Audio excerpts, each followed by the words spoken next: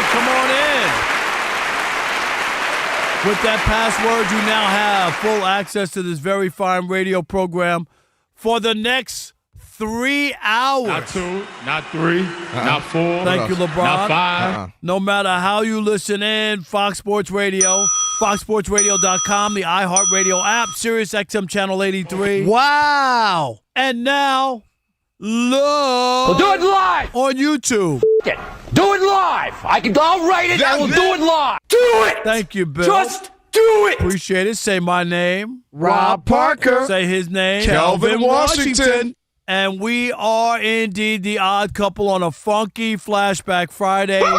And guess what? You'll need our phone number because we are, without question, the most listener-friendly national sports talk radio show on the planet. At least when people are still awake. How else would it count, Rob? I don't get it. Sorry, Ben. I mean, I know you have a lot of people sleeping to you, but they're not awake. How about new? I'll write it down, committed to memory, 877-99 on Fox. And for you laymen out there. It's not trigonometry. Who can't figure out the letters and numbers, it's 877-996-6369. And guess what? If you hear feedback on the line when you do call in, it's your own fault. It means only one thing. You forgot to turn down the radio. And if you call in here and have a problem with what we say, guess what? Tough. Because well, I'm talking to you the way I want to talk to you. Do you have a problem? Turn off your station. And with all that said, always remember. Okay. The Odd Couple was filmed in front of a live audience. Sweetie. Since you said it like that, I had to get the smooth version. There you go. Sweetie. Let's go. Big show, and let's welcome in Kevin! My co-host, Kelvin Washington. Washington, there you go. I appreciate that, Rob. Thank you so much, man. It's a funky Flashback Friday. Feeling good. We're about to kill the show. That's why I'm in all black. And how are you, my friend? I'm good. You look like forward to. I got too much gray on. Not only the gray, but more so like an official. Like you are in the MLB, like, you know. You know what? This is one of my favorite pullovers. Now, this is not. So this is the third one I know that are your favorites. But this one, look, the logo's not too big. Uh-huh. This is I bought at the MLB store in Midtown Manhattan. So what about $1.80? Yeah, it's expensive. I think I got a somehow discount. Yeah, a little discount. They're like, damn, we made the logo too small. Discount it. Yeah, but this is one of my favorites. Yeah, just the material. Yeah, it's clean. Looks clean. I could tell. Yeah, see, look. But I'm saying you look like an official. You know, you look like they had their meetings, like the winter meetings. Yeah, and I'm working. You just left the winter. Do meetings. not work for Major League Baseball, although I love the sport. But how do you get a lifetime, like a badge credential then? But that's from the writers. That's from the writers, right, not from MLB. I don't know. No. As much as soon as you sit down, your butt cheeks don't even hit the seat before you telling them, turn on the Tigers, turn on the Yankees, turn on them. It's baseball season. That's what I want to watch. The basketball doesn't start till 5:30. I'm just saying, you acting like you part of MLB. Rob G, did we just uncover something? I don't work for MLB. I don't know that it's true. What network do I always see when I'm walking around the Spectrum? MLB Network. Hey, I'm just letting the math. All right, let's. MLB is also the official website of what? MLB Bro, I mean? Because you need to know. That's right. You do need to know. I'm on to something. No, you ain't on to nothing. Not today. It's a holiday weekend, ain't it? It is, too, man. Kelvin, you going to be off Monday? You know it. Wow. Rob G? And this time, it counts. All right. Just you and me, Rob. I guess so. We'll be here on Monday. She ain't going to be happy with you, Alex. She going to be mad at you. All right. Be sure to check out our YouTube channel. That's right. Make sure you check it out. All you need to do is search Odd Couple FSR on YouTube. Hit the subscribe button, and you can also hit that thumbs up icon, comment away. Again, go search our YouTube channel, and all you got to do is just search Odd Couple FSR and subscribe. All right, let's welcome in the Odd Couple crew because we wouldn't be able to do this fine radio program without them. Rob G is our producer. Bud Mexican is. Alex is our engineer. Hey, Alex, you're a hitty talent. What, Alex? Alex, you're a hitty talent. Steve DeSager is at the anchor desk. He'll keep us updated throughout the program. Never heard of him. And who? Elijah. Never heard of him. Is our social. He's here. I couldn't see him. Media guru. He is not That's here racist. today. Speaking of, By the way, I was crying laughing. That post we have up where you were trying to get your HW right. I'm not gonna lie. I probably watched it like 6 times. But Elijah did a really good job at presenting it in the way it was set up. Oh, no, it's Elijah. He's the best. He did. We don't know his name. We don't know him, but he is the best. All right, Rob G, we got a problem in the NBA, at least for one person. We had a problem. Yeah, we're counting down to Game 3 of the Western Conference Finals. Spurs, Thunder, all tied up at 1. This is, a big rubber match for these two teams. And the big storylines coming out of this game are threefold. Number one, it's the Wemby coming out party, right? Everyone's excited about Wemby. We've been on the train for months, but now they're coming aboard late. That's one. Number two, the injuries. We'll see what happens. We're still to be determined on J-Dub, on Dylan Harper, on De'Aaron Fox. And the third thing is, man, we hate the Oklahoma City Thunder. To a man, everybody outside of OKC just hates the team, and they hate SGA specifically. So much so that Dylan Brooks, in partnership with Underdog Fantasy, which is one of the gambling houses here in this great country of ours, put out a fake video game kind of thing of the whole game operation. You recall, use tweezers, try to get the knee out of the throat and all these things, whatever, and without buzzing it and getting yourself out. Well, they did a thing like that built around a character of SGA called the Unethical Hooper. They even have a commercial for it. And it goes a little something like this. And it's coming up. Obviously, they've done it very quietly. Commercial was much funnier than what we just made it sound like right there. Shout out to well, it seems like somebody overread the audio that we had, but it was very funny. You'll take my word. Somebody for took it. the weekend off. But the long story short is, people driving around Los Angeles thought they were listening to 97.1 The Fan in L.A. Oh, dang, Rob. Dang. They couldn't get a weekend. 1 week. Long story short, even Dylan Brooks, his Canadian brethren, doesn't like SGA. You just deflated, Rob G. You still don't have it? Okay. Well, we already know. If you hadn't seen it, it's hilarious. I call him Villain Brooks. Villain Brooks had the video game up there, or the board game, if you will. And it's hilarious, and he's been on his, trash everybody. That's why I like him, man. He got a little bit of that. But what you got to say about that, and just the tone and the sentiments everybody has towards SGA? I got to do this. What's that? And I know it's an old-time reference, but it just fits. Okay. Let me hear what you got. SGA is the Rodney Dangerfield of the NBA. Okay.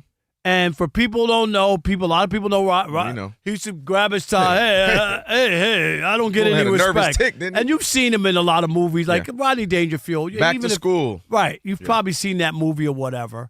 And that's where we are with SGA, because he's getting it from everybody. Peers, former players, fans. If I told you my IG, you remember I did the must turn off TV rant about OKC. Every time I open up my IG, I have 40 comments, and that was 10 days ago, almost 2 weeks ago. On that, it tells you where people are and how much they are bothered by SGA and his game. It's not something that is enjoyable to watch, but it's also something where you don't get respect. I don't know if you could find another guy who won back-to-back MVPs where people are like discounting him, not praising him, not like in awe of him, not wanting to see this guy perform, saying, my God, are we lucky? We're in the SGA era. We're getting to watch this guy play. That's how people used to feel about Michael Jordan, even during the time as it was going on. Not after the fact. About Kobe, not after the fact, but during. Not LeBron. Not after the fact, but during, when you knew you were watching something special. I've told you a million times. I was sitting there courtside as a reporter for the Daily News in New York covering the NBA back in the 80s. And looking to the reporter next to me, watching Michael Jordan, and going, can you believe we're watching this? We're front row. Amazing. And all people are doing is not about SGA and what he's been able to accomplish and all of his things, is that they don't like it. And that's why he's getting no respect. Well, what's not helping him is that we live in an algorithmic world and a world that wants to feed you more of what you want and echo chambers. So the minute you start looking at stuff, liking it, and you could even slightly agree or maybe just laugh because it was funny and being different, well, that algorithm is going to say, oh, this is what you want. And it's going to keep feeding you. You're going to see clips, and you're going to see different angles of flops and different angles of him exaggerating his body. And then it's going to feed that monster of what you're thinking. And that's the thing that's not working in his favor. Because we always, you hated Reggie Miller, not you, but people hated Reggie Miller because he would kick out his legs or because he would this or he would pull on people's jerseys. But we didn't have the every angle and every camera view to show you it and highlight it or exaggerate it even more. So I think that's one of the downfalls of him. And he does add extra sauce to it. And the problem is, because I mentioned this yesterday, his game is actually pretty smooth. His game is actually pretty nice. It's just those times that he flops, that's what ends up becoming the highlighted point of view. And now that I did the math on it, and it's 17.4% of the time he ends up on the floor, more than anyone else. So now we got stats. I didn't even know that was a stat before. So now they're keeping stats on how many times you fall, how many times you flop. They got different angles. So, again, it's 17% is outrageous. 17% of the time he ends up on the floor, and no one else has that number. More than double the next worst guy. Exactly. So I think it's not only it happens, it's being highlighted more because of social media, right? We can get every angle because of technology. And then, again, there's an emphasis on it. And now you got guys like Dylan Brooks, a.k.a. Villain Brooks, highlighting even more. And what's interesting about that is he was on the Canadian team with him. So it's not like some dude I'm unfamiliar with. That's his fellow countryman in Canada. So clearly he even has had enough of it. And now that you mentioned it, we got board games. We got gambling sites that are partnered with the NBA. And I told Rob G this. I think it's going to be interesting this summer. If they are to win, well, you'll have a 2-time finals MVP, 2-time reigning MVP, 2-time champion, where the NBA in the summer, instead of, like you mentioned, instead of highlighting it and loving it, are going to have to crack down on something that the 2-time MVP, the 2-time current reigning champ does. Usually you glorify that person, right? They become a deity. No, it's not good for the NBA. And the NBA is going to say, all right, not just him, you as a whole, this team, we've taken a look at some things this summer, and we're cracking down. Remember the flopping can be a fine? We let it slide. Now we got to start fining again. And I think that's going to be crazy that a team that won twice in a row, he's the 2-time MVP. Well, I don't know about that. I'm just saying if they win, I'm saying that'll be crazy that a team that wins, instead of being celebrated, it's going to be legislated. Ooh, that was a bar. Is it? It was a bar. Okay. All right, 877. You were supposed to say that for me. You were supposed to go, dang, that was a bar. Yeah, you know me. 877-99 on Fox. 877-996-6369. And this get no respect. This will be interesting just to see where people are on him. I know most people don't seem to have the same respect. Do you respect SGA and his game? Do you respect him or not?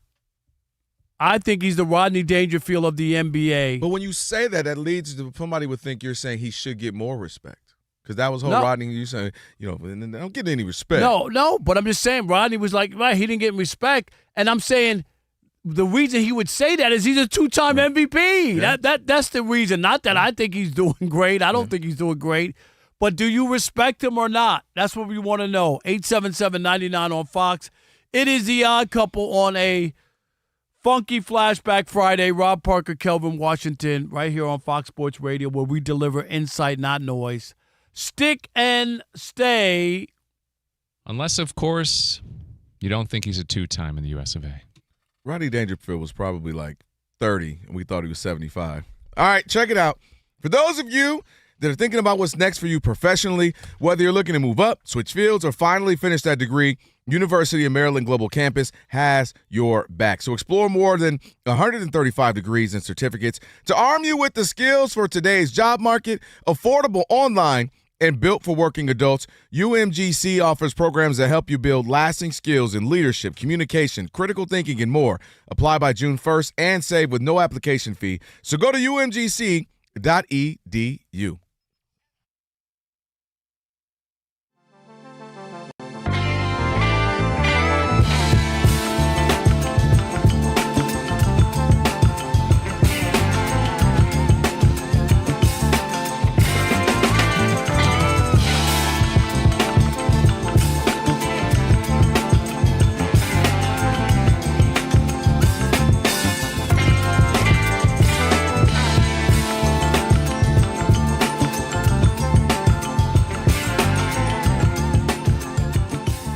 Rob G, for once in life, I agree with Draymond Green. I did say that. Did you hear what I just said? Make sure my headphones are working. Draymond, the official forward of the Odd Couple. Oh, God. We love Draymond Green on this show. So much content over the years, and he gave us more earlier on Thursday because, Game 2 of the Eastern Conference Finals tips off in about an hour. This time, it counts.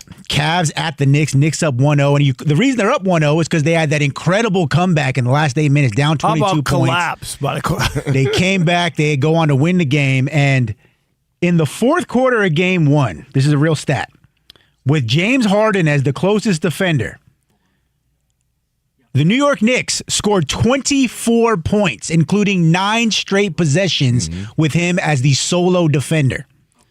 And so after the game, everyone's talking about James Harden. He's a terrible defender. What an embarrassment. This is egregious. This is ridiculous. This is why the Cavs ain't going to win. Well, Draymond Green went on his podcast and he defended the beard. Take a listen. You got guys in there that don't really want that challenge. They don't want to fight through the screen and say, this is my matchup. I want to stop this guy. Guys who, man, I'm a defender. I want to defend. And you switch every time it's an opportunity to. I don't understand it. Guys simply don't know how to win, don't want to do what it takes. It ain't James Harden's job to guard Jalen Brunson. It's not what he's paid to do. Some of those other guys who's just switching off, it is your job. Who he wasn't going to do that to was Steph Curry, though, because we weren't going to allow it. We weren't going to just switch and watch Steph just ISO with James Harden. Why would you do that? Makes no sense. If I'm not guarding that guy, I'm doing something on the backside to tell a guy, yo, go here, do this, go that. We're not about to sit here and watch him ISO Steph Curry. Tell Steph all the time, bro, just don't give up a straight line drive. I'll be there. Because I don't want you fighting with that dude. Not because you can't.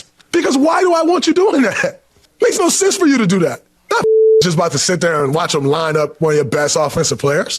So I was baffled by this. I'm still baffled by it every night when I watch these guys accept switches and not really want to guard the guy. Finally, Draymond Green with some sense and some great analysis on basketball, which we know he's good at. I still won't subscribe to his podcast, but that was a good job. Like a half a subscription? Like Not- a weekend? not even a half. Free trial? Draymond. That's right. A free trial? Not at all. But I will say this. If I was Cavs ownership and I could have fired Kenny Atkinson after the game and hired Jason Kidd, I would have done it. That's how bad what Kenny Atkinson did, and Draymond is right. The other players out there with James Harden seeing what's transpiring, but also the coach who has to look at the situation and understands this is not going to work. And, of course, you can't be hoping and wishing that he's not going to make 7 out of 8 shots because normally people don't shoot like that. Right. And had he missed 2 or 3, they win the game. But he wasn't missing. So you got to change it up. And that's why I blame Kenny Atkinson the most, is that he's the coach. Call timeout. Reset your defense. You know what I mean? Get James Harden out of the game. Get somebody younger. You already had points. He wasn't giving. That's not what you needed at that point. You needed stops. You didn't need James Harden for points. Put a younger guard in, right? Stand in front of him. Help defenders. That's what we needed in this case. They can't beat you without scoring. It wasn't about them scoring. They had the lead. All they had to do was make a basket every so often. They didn't have to go on a 10-0 run down a free throw to here, win the there. game. That's all they had to do. They have guys who are feisty, if you will. Max Strus, give him credit. He did a great job against Cade Cunningham a lot of times. Now, obviously, Cade is a star, and guys know how to score, but he made it rough on him sometimes. And got some ugly plays, ugly steals from Cade, made Cade look sloppy at times. Max Strus, I need you to stay on Brunson. You know this guy because he's been on a gazillion teams. Dennis Schroeder is a good defender in this league. He pressures the ball. And so the point is, to what Draymond is saying, is a larger point that when we watch basketball back in the day, I mentioned this yesterday. Michael Jordan said, I'm guarding. They don't do that Clyde anymore. Drexler. Come on. That used to be. I'm Tracy McGrady. I want Kobe. Kobe, I want Tracy. I want Paul Pierce, wanted LeBron James. And LeBron James wanted. We're from that era where, hey, move. I don't give a dang if a pick. So you pushing the pick out the way. We're not switching. Now, every now and again you get jammed up. You have to. But the idea that an offense can come down and go, well, all we got to do is have you set the pick, and they're just going to switch, and I can get James Harden. This is not regular season on a Tuesday night in January. This is game 1 of the Eastern Conference Finals. Fight through a pick. Push through somebody. I don't care if you got to get a foul or something.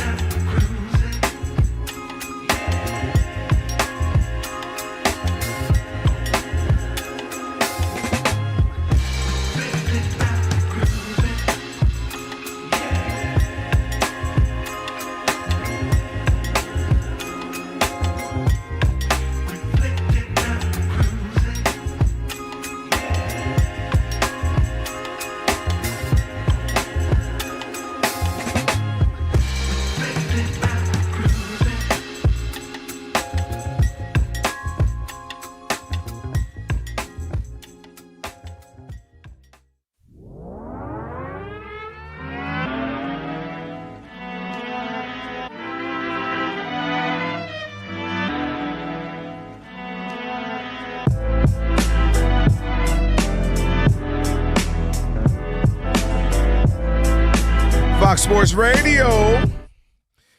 Odd Couple, Rob Parker, Kelvin Washington, Funky Flashback Friday.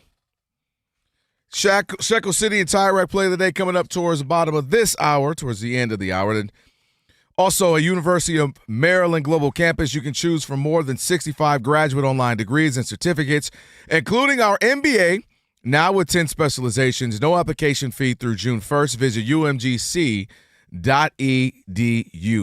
All right, 877-99 on Fox, 877-99 on Fox. Taking calls. Rob said SGA is Rodney Dangerfield, gets no respect. I laughed at what Villain, a.k.a. Villain Brooks did. His own fellow countryman who made fun of him. They created a board game like Operation. What was it called again, Rob G? Unethical Hooper. Yeah, Unethical Hooper. Absolutely. And now hilarious. we have the commercial of America Wants to Hear It. Nah, we don't want to hear it now. It's too late. Go ahead. Can we hear it? Shay made hoops all about foul baiting. Got him. That's 2 shots. Now you're guarding him. You so much as breathe on me, I'm getting the call. Go for the steal. Don't get caught.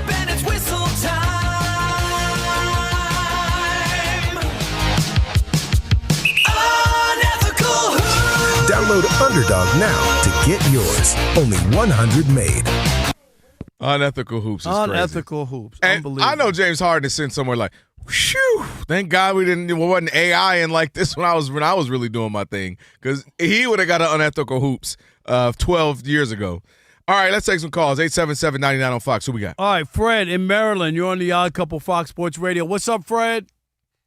Man, I appreciate the last. Hey, when you said James Harden is happy, my thing is there's a lot of jealousy going on right now, because are these players actually mad because somebody is flopping better than them when you shouldn't be flopping at all?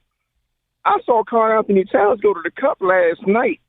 I think Mobley was checking him. He threw his head back 3 times. I'm like, yeah, me and Rob were watching that, actually. man, what are you doing? There is a lot of flopping, but I gotta admit, SGA is the king.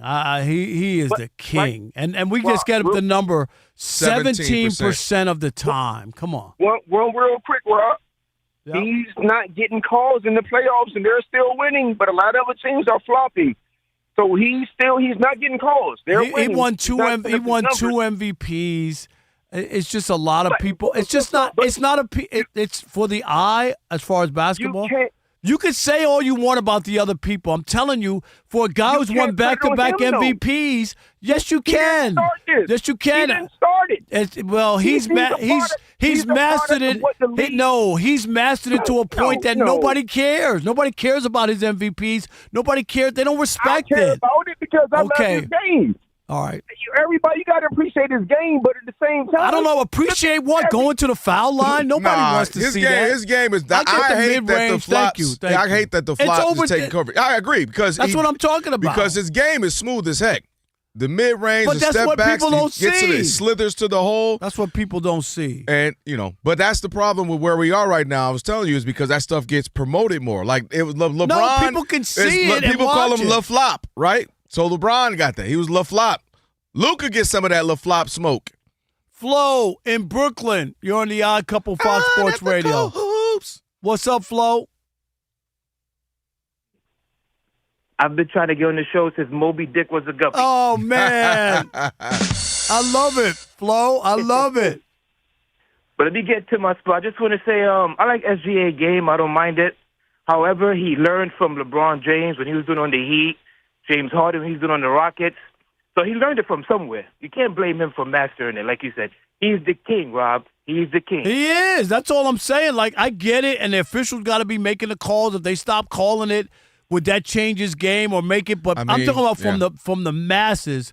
Flo, people aren't into it, and they're not giving him the respect of a guy who just won back-to-back MVPs. That says a lot about what they view and not how smooth his game is, not about his mid-range and all that. I agree. He fought, and the part of too, Rob, we've left out is it's transcended just him. It's that team.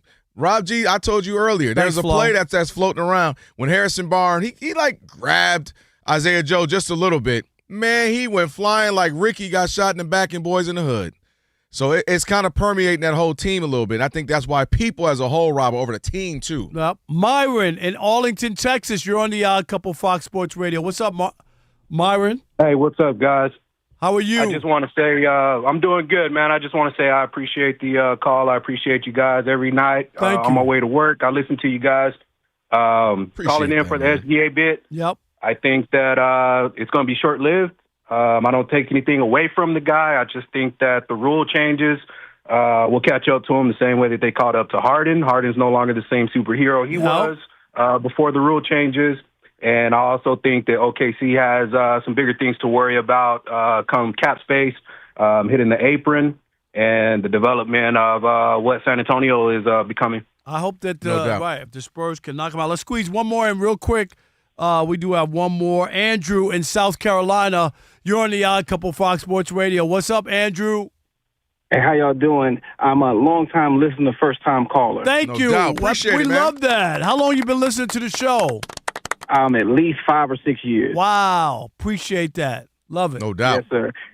But I want to say the answer to, or my thoughts on the SGA debate, a couple of things. I think that our view of him has changed since the playoffs started.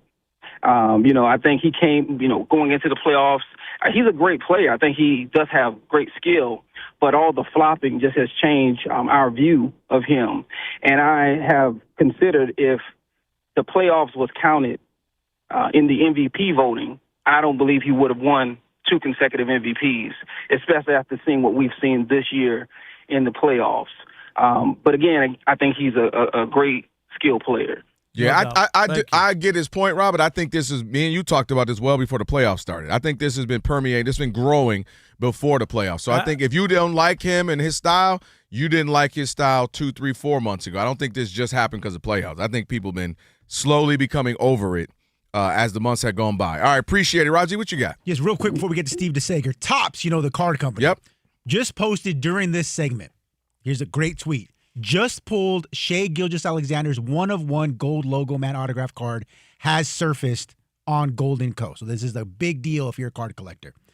It's autographed. It's a beautiful card. The photograph of SGA on the card. He's on the foul line. He's at the foul line. Now that's ridiculous.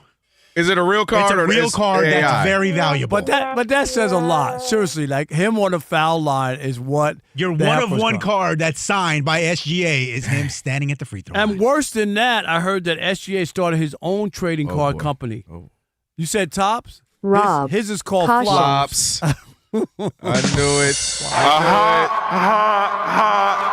I seen it coming. I seen it. All right. I'm a fun guy. Thank you. He is a fun guy. What else? All right, there's a massive stat that says the Knicks. In order for me to tell you about myself, you got to ask me a question. The whole spiel. Give you the whole spiel. I'm going to give you the whole spiel about this Knicks stat that says, Rob, you're not going to like this. They might be the best team ever. Oh, God. We'll tell you if it's true. Wow. I just threw up in my mouth right there. Steve DeSager, save me. These phony stats. Well, East Finals continue Saturday night. The Knicks up 2-0 play at Cleveland.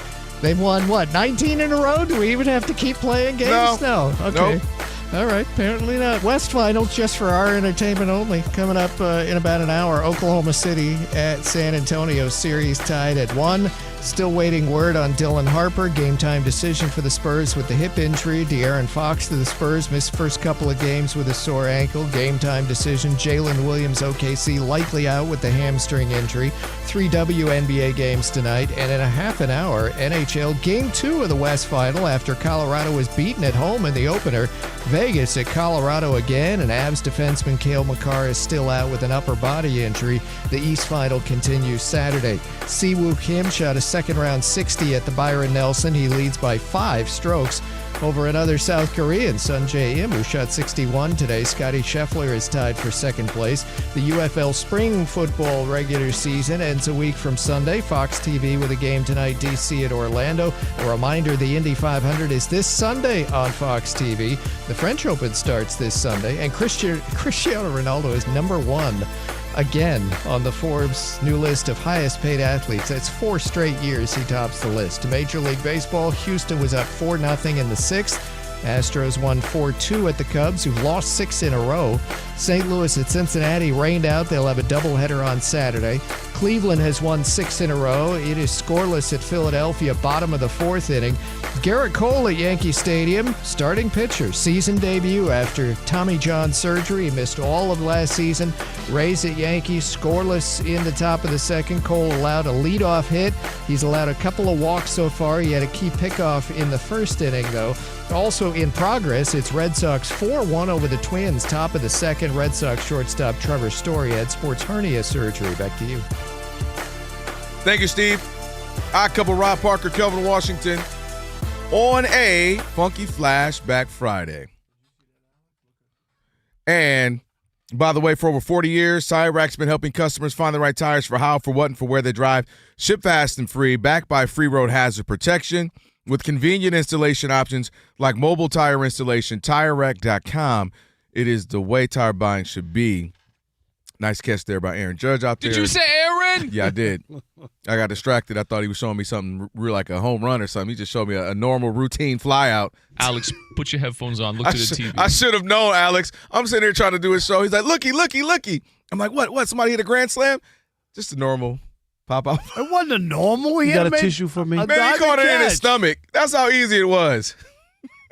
He didn't even stretch out, Rob. He did stretch out. Rob, he can do it all, Aaron Judge. Did you know that? All right, here we go. Let's get to this. All right, Rob G. Now his second favorite Aaron right now. Yeah. We love that. No. Now, speaking of another New York. Number 1 for me. Yes. Another New York team. Yes, the New York Knicks. Our New York Knicks. They have supplanted our Detroit Pistons. The last time you did that, the Pistons were up 2-0, and guess what happened? I think we're good this time. No, we're not. Our Bing Bong is going on right now in New York. Bing Bong! They won going Bing away bong. in Game 2, as we guys talked about during the show.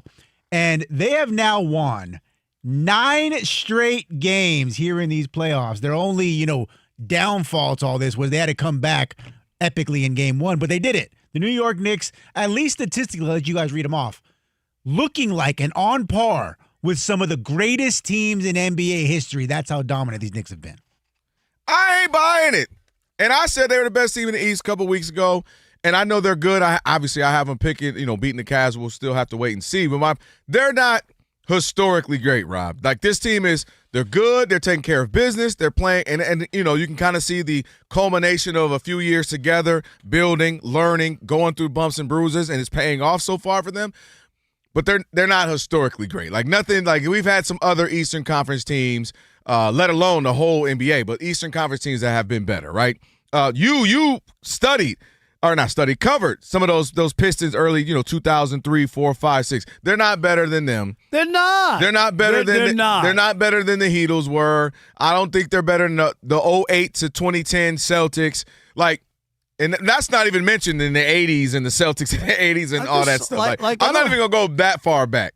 But my point is they're taking advantage, I think, of a different NBA where you and I sit here night in, night out, on the air or off the air. What do we say? Why are they shooting on these threes? Right. Where's the inside presence? Where's the go get me a bucket and if guy? you don't make those threes, and you become can easy to defend. Even last night, it's not an excuse. It's just like the facts or the context. The Cavs bench. Did you see what they shot? 3 for 19, and they couldn't make a three. I don't have the exact number of what it was, but they were like 3 for 19 shooting off the bench and missed a ton of threes, like 13 threes or whatever it was. You have nights like that, you get blowed out. That's what happens. We talk about it all the time. The Celtics, that Celtics Game 7 in Boston against Philadelphia, it's a tie game with a couple minutes to go or whatever. 9 straight threes. They missed them all. You lose. When the Celtics lost to the Knicks, they led every game by double digits in the second half, and they missed 75 out of 100 threes. You lose. How does that go, Willy Wonka? Good day, sir. You lose. But I hate that scene, by the way. Do you? Because I always, I've seen the movie 100 million times. Nothing. You lose. Good day, sir. Let me tell you something. That's a great call right there, Alex. I'm going to tell you this. Gene Wilder in that role. Oh, no. Is that not? That's top 10. That of is all time. a top 10 role of all time. He made me think Willy Wonka, and to this day, I think Willy Wonka's a real person because the way he played that role. And he killed that role. I mean, he became the dude. But I always hated that scene because I always forget. I'm like, dang, why would he do Charlie like that? Charlie was just trying. He didn't mean it. His granddaddy told him. Jack Albertson is great in that movie. That is it's a great movie. Gets a little weird. I still need to know why the grandparents were doubling up in bed, right? And just sitting in the bed like for eons. Here we go. Oh, opportunistic. I got a golden ticket. See, you got all excited. I don't like That's Grandpa. it? You want the whole thing? I wanted more. No, that's a quarter. Hold on. No, that's all you get. I don't like Grandpa. Why? Sat in that bed, lazy as heck, Grandpa stinking up the place. And then, shoot, we got the golden ticket. Let's go. You ain't out here working and grinding and helping the family, But you know what? I heard that they, for time constraints on the movie, they don't have Charlie peeling his bed sores. Exactly. Bro been laying there for years, him and the other grandparents. You got 4 sets of adults sitting in the bed waiting on Charlie.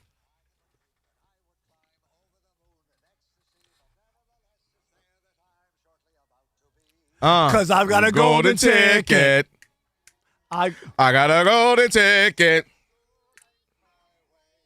And with the golden ticket, it's a golden day. All right. Where does that rank for you? We know Gone with the Wind or something. Wizard of Oz. Wizard of Oz is number 1, but this is in my top 10 of all 10. time. Because I think number 2 is definitely Planet of the Apes, the original Planet of the Apes. You gotta sleep. Don't be sleeping on these new ones. No, dude, not these new ones. Kind of good. We gotta do a top 5 in summer. All of us. Yes, we will do that. But those are my top 2. I probably can name all yours. No, you can't. It's like Christmas Carol, Gone with the Wind. No, it's not. And it's not Jaws 4 either. No, it ain't Jaws 4. This time it's personal. This time. All right. Where was I leaving off? What was we? My whole point. It counts. Back to this team, Rob G. Listen. Fraudulent. They're not one of the best teams of all time. And last point to add, I think you'll feel me on this. It's not their fault because it's just literally what's happening in the NBA. But so many of these guys are coming in at 19, 20, 21. They don't know how to play basketball yet. So you're able to take advantage of teams that are young and they're not playing. They don't fully know how to play. They're not fully grown yet. Don't bring up the Sixers. Teams are young? Don't bring up the Sixers. The Which old of these Sixers. teams are young? The Sixers are old and it's Embiid.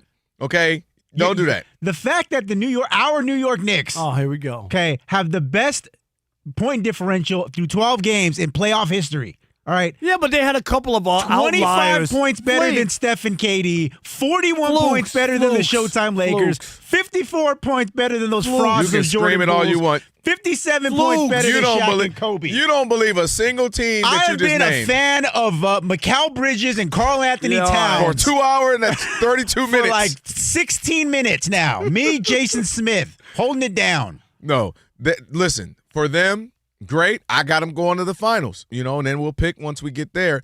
But let's settle down. Sometimes stats can be misleading, okay? All these analytic my butt, okay? That's too much. They are not one of the best teams ever. Kidding me. Larry Bird rolling around his car right now when he heard that. I'm glad it's not his grave. He's still alive. No, I didn't put him in the grave. Isaiah Thomas rolling. And at that point, what did he say? I met the criteria. The Knicks didn't meet the criteria, Rob G.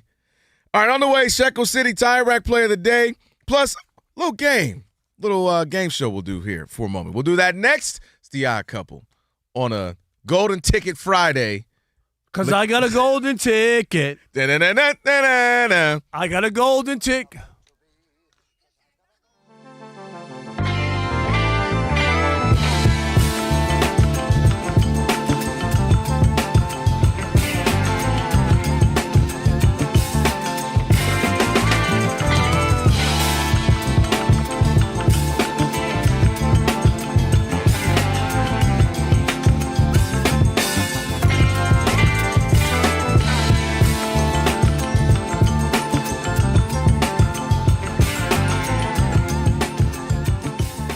So, Kelvin, let's talk about the Spurs, Rob G. Right? Yeah, speaking of that game, you mentioned SGA, 30-9 and a got-to-have-a game, game 2. They didn't want to go down 0-2 heading back to San Antonio. Can you imagine winning the first game on the road of a series and you're out of it already? But go ahead. That is a very good point. And the reason why that this is important is because SGA having a good game was like the second storyline of this game.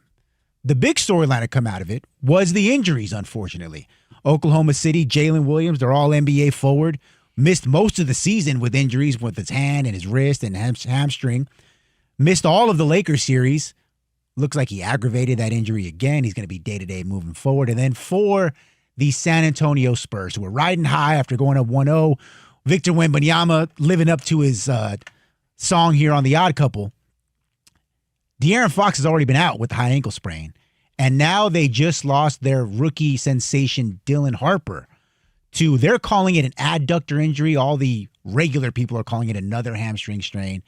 He's listed as day-to-day, but the expectation is he's going to miss at least one game. And that's going to be a blow for them that I don't know if they'll be able to recover from.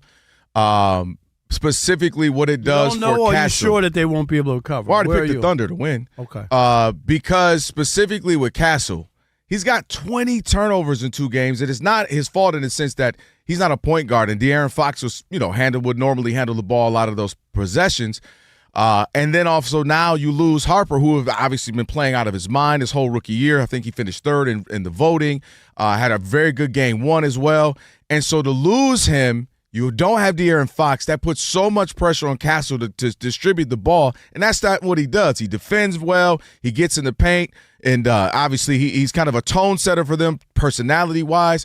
But for him to have to carry the load, 20 turnovers, the most since they started calculating turnovers in the 70s, I think that's going to be a death blow for them, losing Harper, because they don't have the depth that the same thing the Thunder can do. The Thunder can lose Jalen Williams, which nobody wants to. Nobody wants to lose anybody in the playoffs. That's what we were talking about with Antonio Daniels. You don't want to lose and lose key guys. But the depth that the Thunder have enables them, I think, to last longer. I think they're able to push through Jalen Williams. We saw he's already missed 6 games. He doesn't matter, huh? No, that's the benefit of them being so deep. They got a guy like Mitchell, who the Lakers could have had, Rob G. You're sitting right here, UC Santa Barbara? And the Lakers didn't get him. But my point is you got other guys who can come in and get you 20. The Spurs are deep as well, but when you're already down to De'Aaron Fox, then you're now down to Dylan Harper. I don't know how you overcome. Are they out for the whole series? No, but you only got, 5 more games now. Right, I'm just asking. So I'm saying if you miss, those guys miss 2 games, 3 games, that's huge. This isn't like, the game 1 where if he's gonna miss 2 or 3. But they missed Fox already for the first 2, right? Yes. And they're 1-1. Mm-hmm. Would you say that's a win for them so far? Yeah, they were able to get through 1-1 for sure. Okay. But losing Dylan Harper, a composed guy, a guy who can distribute, a guy who can get in the paint, a guy who can play great defense. He has 7 steals in game 1. I just don't know if they're going to be able to come that, considering guys have to carry the load of the ball distribution. And again, you have Stephon Castle now turning the ball over. So I already thought the Thunder were going to win. I already thought it was going to be a 6-7 game series. So I don't want to make it like they was going to be an easy period. But now losing these 2 guys, I think that might hurt them. And I think it's going to hurt them. So it's over in 5. 6 max now. I had to go on potentially 7. It's 6 max.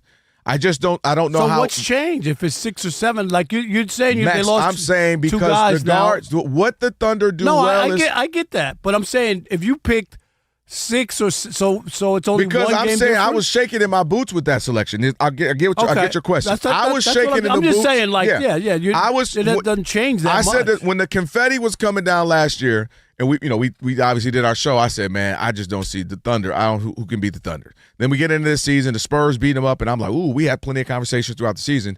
But I said the Thunder nothing's necessarily happened for them for me to change my pick. So I picked them to win against the Spurs, but I was shaking my boots before the game one, just because the Spurs are that good, Wemby's that good, and they had beaten them 4 out of 5 times. So I've gone from shaking in my boots to, okay, now I feel more confident in that selection now. It went from I'm just going to ride with my pick, you know how you pick a pick and I'm just going to ride with it, to now I feel much more comfortable based off the injuries. And I hate that because, you want to see teams battle it out both at full strength. But I just think that's too much guard play, top guys, distributors. Sometimes we talked about it. Sometimes you need someone to set the tone. Sometimes you need guys who can create for others. And losing both of those guys, which could be for 1 game, 2 games, 3 games, I think that's too much to overcome.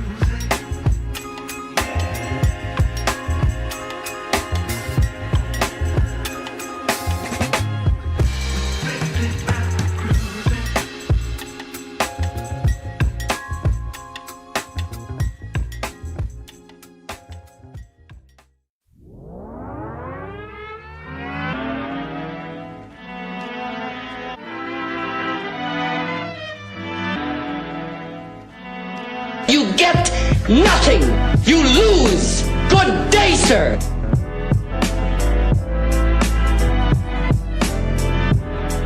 R.I.P. to the legendary Rob Bass, passed away today. He had a private battle with cancer, they said, at the age of 59. Come on, Rob. This feels good, man. It's a classic song, man. Oh, no doubt. I'm Rob Bass and I'm known to get down. I'm not internationally known, but I'm known to rock a microphone because I get stupid. I mean, outrageous. If you're contagious. This is a classic, man. I tell you what, I hope, and I will heavy on the hope because you never know.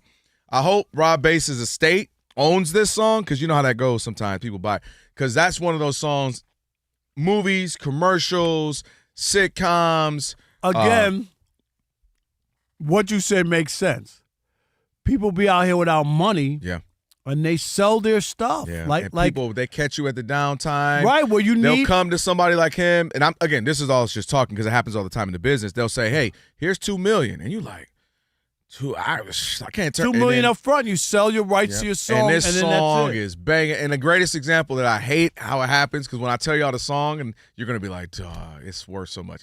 This is how we do it, Montel Jordan. Right, he sold it. He sold it years ago. I'll give you one that's worse to me. This is how we do it. Come on, right? That's worse than that. No, that wasn't everything. But I mean, like if you're Paul McCartney and you don't have anything from the Beatles, seriously, and him and Michael, when they bid looking at Mike like, I can't believe you. No, really, like you wouldn't be sick. You're Paul McCartney. You wrote some of that stuff. None of it. You got none. That's crazy. I mean, they got a lot of money at that's the time. What I say. I know he's worth a B, but anyway, so Rob Bass, R.I.P. to a legend, legendary song, career, and gone at 59. So we wanted to pay some respect there. All right, it is the Odd Couple on a Funky Flashback Friday, and now it is time for Shekel City.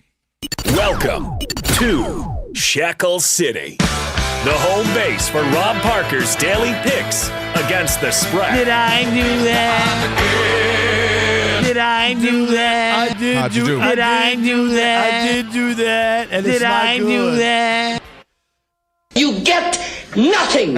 You lose. Good day, sir. 0 for 3 last night. A rare Wow. bad night at the office. I told you.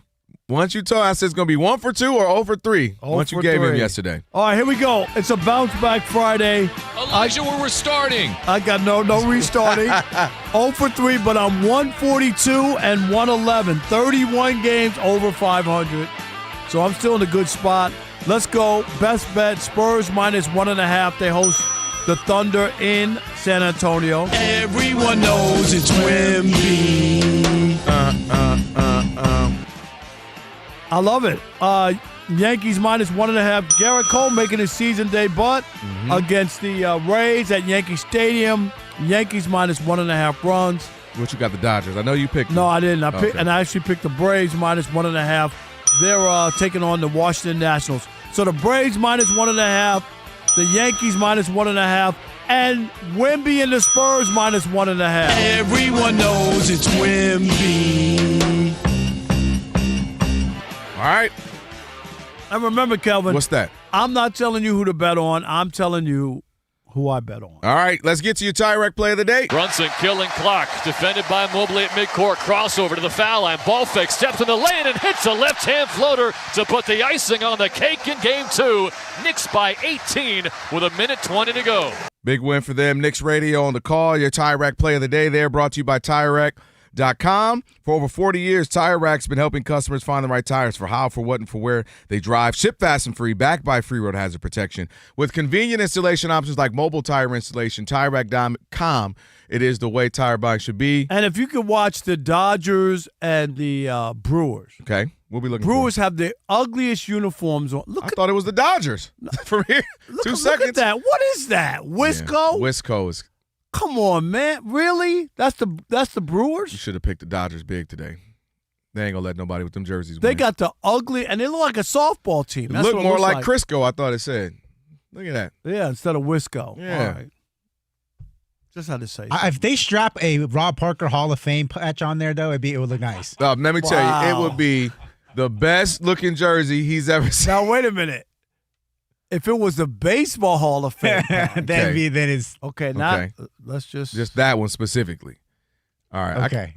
Don't try to tell me to go right when Aaron Judge is up too. You think you slick? I'll look at you. I'll look at it. Just say what you're gonna say, Kelvin. I'm gonna Just be say right here. no, whatever. You got it.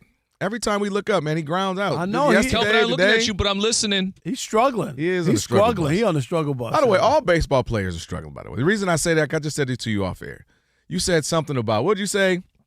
Somebody's Tucker, Kyle Tucker. And you were talking about his batting average. Kyle Tucker got all that money. He got 4 home runs, 24 RBIs, and he's batting .250. And I said, Rob, nobody's ever going to bat 310, 320, 304. Those days are over in baseball. You'll get like 3 guys. Swing, home run, or strike out. That's it now, Rob. We are Buckmore.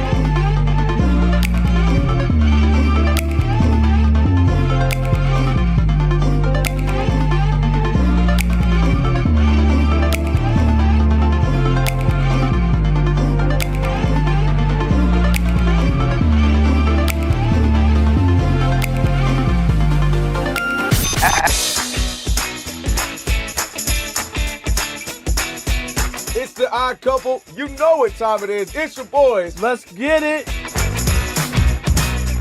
The Odd Couple is fun. Check. And informative. Check. What's up, America? You want to talk sports with 1.5 of the best-looking guys in the game? That game was incredible. You are wrong. You'll be king of the water cooler. What's it like working with Rob? Rob in his mind is like Chris Rock mixed with Richard Pryor, so I'm running out of fake laughs. Ha ha, Rob. Rob is very passionate. Son, you ain't ready for this. Well, I don't have BS in my game. I'm straightforward. I'm honest. You say Brady's the greatest quarterback of all time, but Eli Manning beat him twice. And, of course, it doesn't hurt that I'm right most of the time. Kelvin is the nice guy, wants to make everybody feel warm and fuzzy. You done? Let me tell you the truth. I bring the energy, a youthful energy. Rob's not going to see this, is he? And I bring an honest opinion. Michael Jordan, I can't take it anymore. I need a break. I'm going to go play baseball. Trash Talking Tuesday is the best. It's a great opportunity for folks to call in, and they get to trash whomever. Who you trashing, Roger? I'm trashing LeBron James and Michael Jordan. Oh, okay. They can't even hold Wilt Chamberlain's shoes. Stop talking about the king like that. It's a new era. Let LeBron be the best, please. I only recognize one king in the United States, and that's Burger King. The connection with the Odd Couple audience is incredible. We really invite them in. And they can relate, whether it be things about our own personal lives or our takes on sports. Love you guys. You guys are killing it. Hey, we appreciate you. Thank you for rocking with your boys. They feel like it's just my guys, just my friends, and they join right in on the show. We talk with the listeners, not at them. Obviously, you can listen to us live, but you can still check out the podcast. You can check out our YouTube. You can check us out on social media. So in any way you want to get it, you can get it. Yes. There's some yelling. It is some hot takes. It's a whole lot of fun. I'll give you that. It is fun. I agree. Begrudgingly.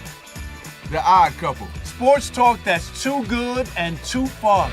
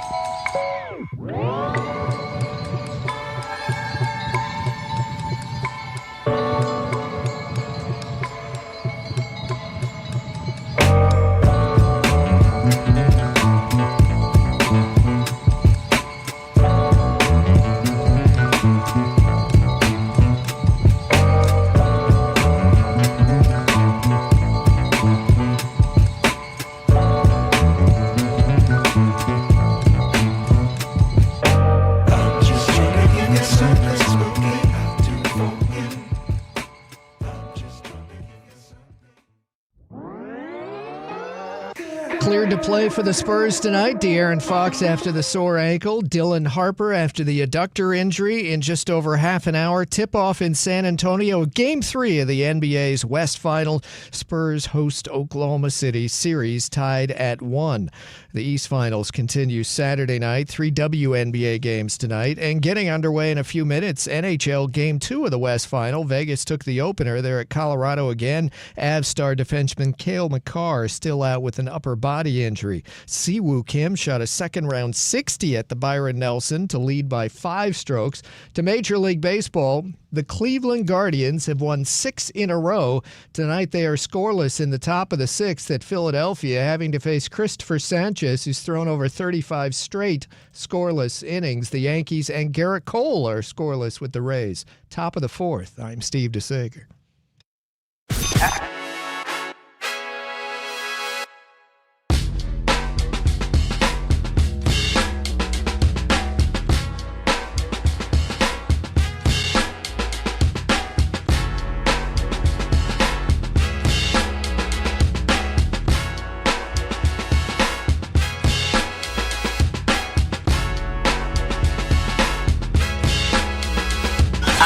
Can this sports writer and this sports fan share a radio show without driving each other crazy? Now, live from the Fox Sports Radio studios, here's Fox Sports Radio's Odd Couple, Rob Parker and Kelvin Washington.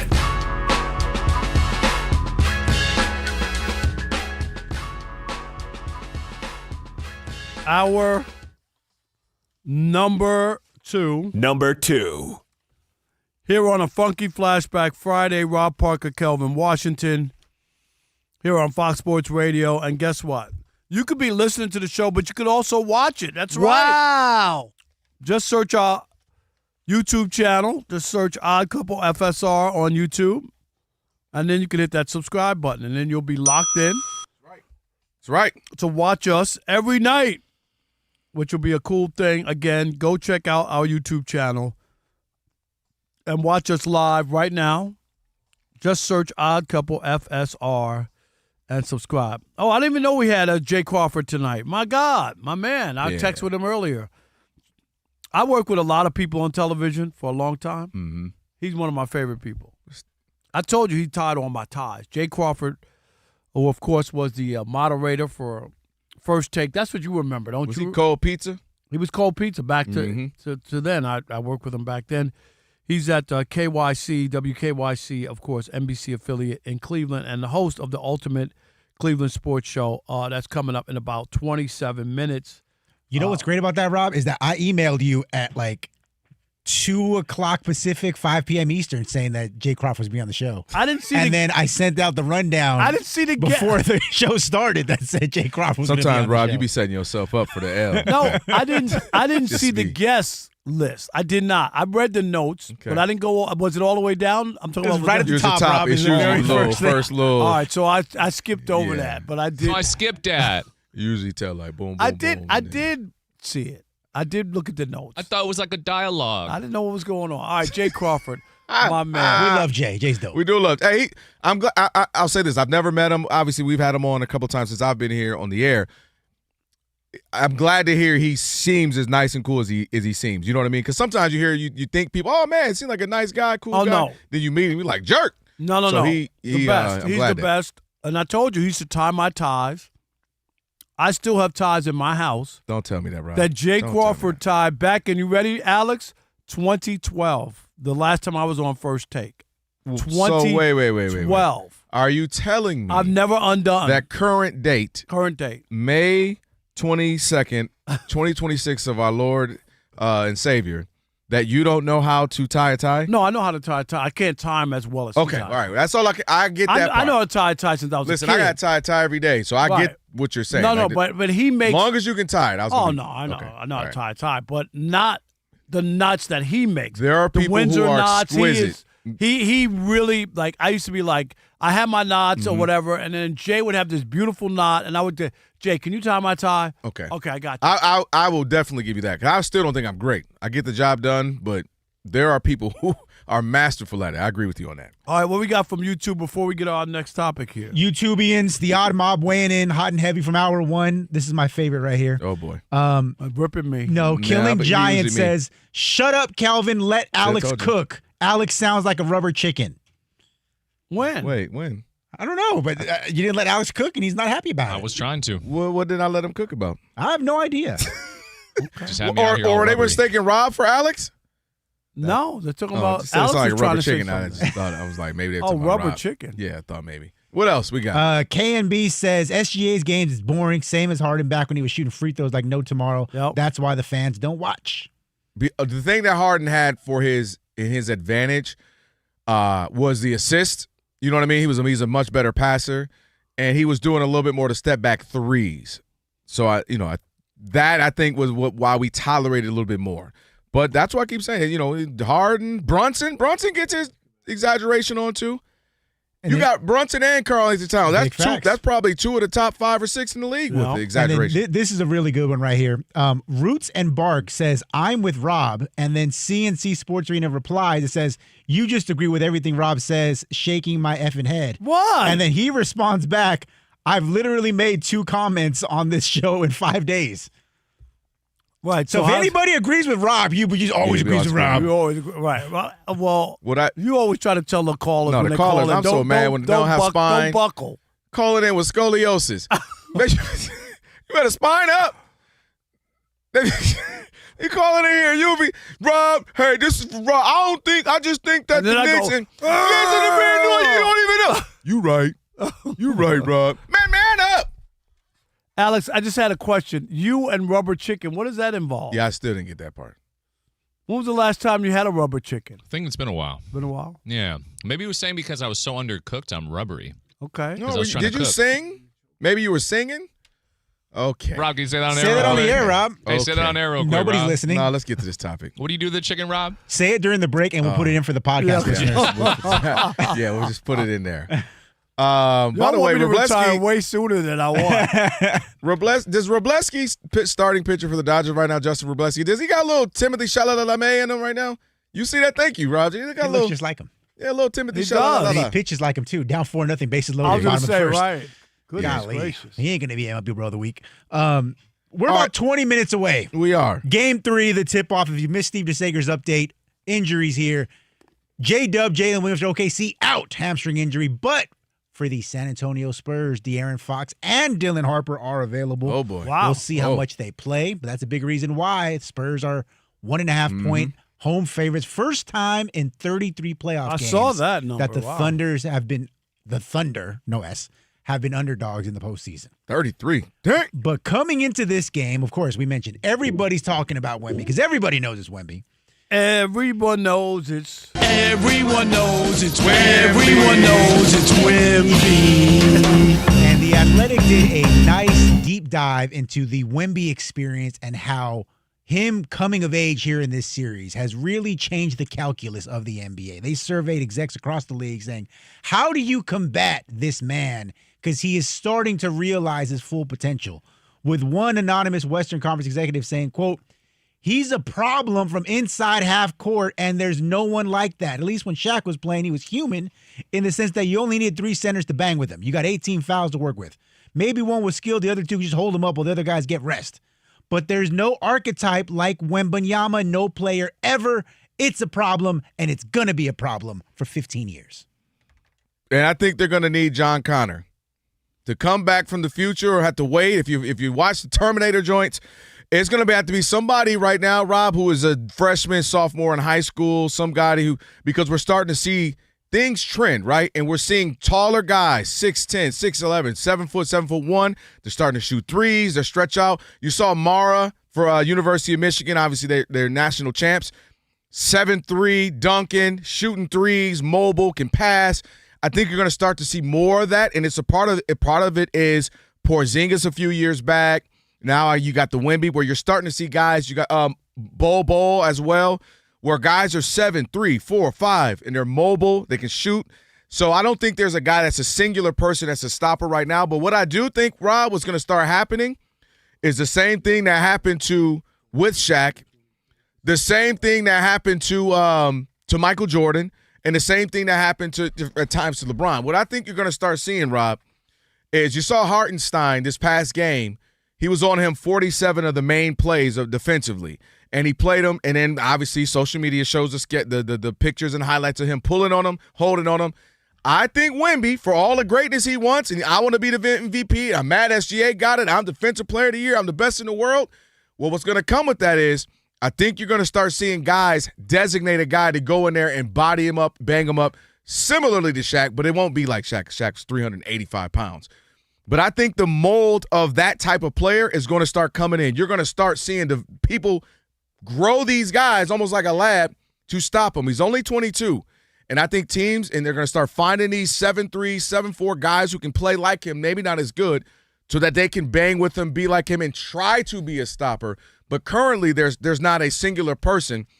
I think teams are going to have to just start following him, not hurting him, but banging on him to see if that works. Because Hartenstein did it last game, had some success, and I think that's going to be the formula moving forward. But you're going to start seeing more of these freaks of natures come in and be versatile like him.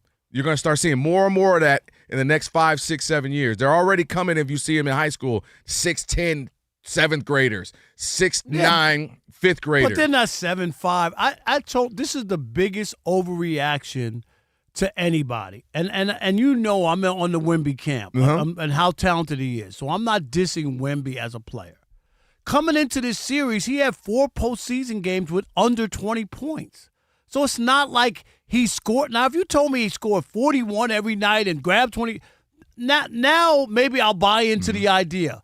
But apparently, without going to get and build some other player to stop him, and he has to be 7'5" or whatever, like Wemby, he's had 4 games of under 20 points.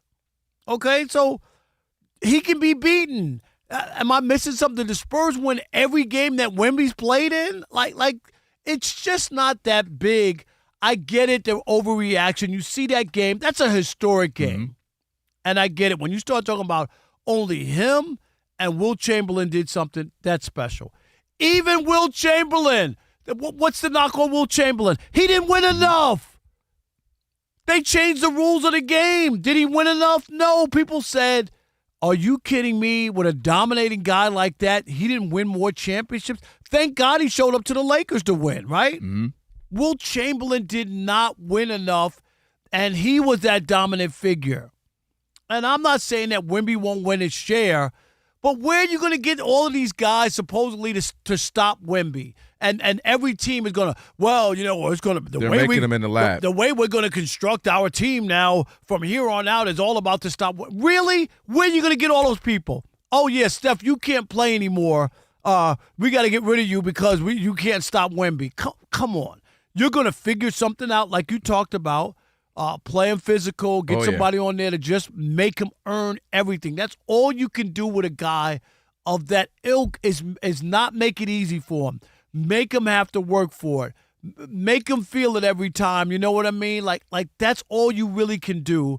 But the idea that every team is going to change the way that they construct their team because Wemby's in the league now, it's nonsense. It's not possible, first of all. And number two, it's not necessary.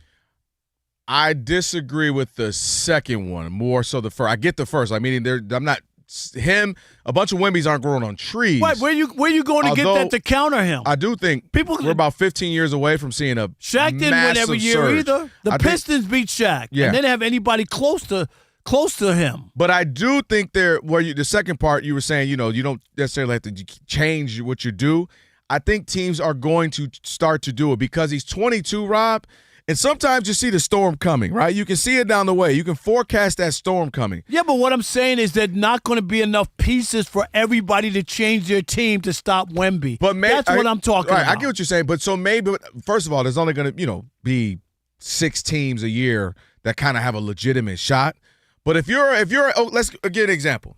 If you're OKC, and let's say, I think, win or lose, but because you see what's coming down the pipeline now, or is your reality right now facing him, maybe you explore a Giannis trade more than you would have, say, 6 months ago, say before this season started. You get what I'm saying? Like, oh, no, I love our team, love what we got.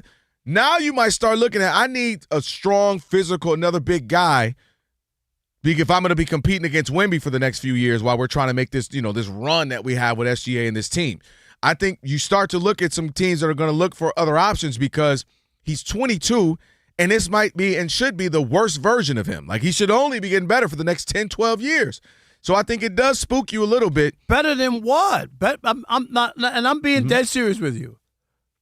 Better than 41 and 24? Better than what? Is he going to score 100 points in the game? No, better than what we saw 2 nights ago. Well, all I'm saying 21 and 17, meaning maybe that 21 turns into a constant 31. Well, you get what I'm saying? Like, he's only going to get better, and you're thinking, oh my God, this guy, he's Defensive Player of the Year, and he was third in MVP voting. You think he's going to average 31 every season? That's what's going to be my next part for you. He's so scary he doesn't have to. Because he could have 18 points, 20 rebounds, and 10 blocks, and that would be a normal game, and they win by 25, so he didn't have to score. That's what's scary about him, is it's not going to be just scoring. It's did he take away an entire game plan? SGA game 1 literally didn't shoot the mid-range like he normally does because he didn't know what to do. He had to adjust. They couldn't even get in the paint. He so freaks people out, they didn't even know what to do when they were getting in the paint. And so it doesn't have to just be just points with him. That's what makes him scary, is he could have 15 points, 22 rebounds, 8 blocks, and change 25 shots. And people are seeing what's coming at 22. What the heck is going to be at 25? All right, 877-99 on Fox, 877-996-6369. Will teams have to reimagine their rosters to slow down Wemby moving forward? We'll continue that conversation next with you. It is The Odd Couple, where we deliver insight, not noise, right here on Fox Sports Radio. Stick and stay. Especially if you need some help for hiring in the US of A. All right, well, let's give them some help then, Alex, if they need it. All right, check it out. If you are skilled in things like manufacturing, well, your next job shouldn't be hard to find, and it shouldn't slow your career down. Express Employment Professionals connect skilled workers with contract and full-time manufacturing jobs at companies that need talent right now. So go to expresspros.com to find a location near you. Express, of course, they're looking out for you because they understand manufacturing works in companies at every high level of production, and that means real opportunities for machinists. You got welders, assemblers, quality control inspectors, maintenance technicians, production managers, and more.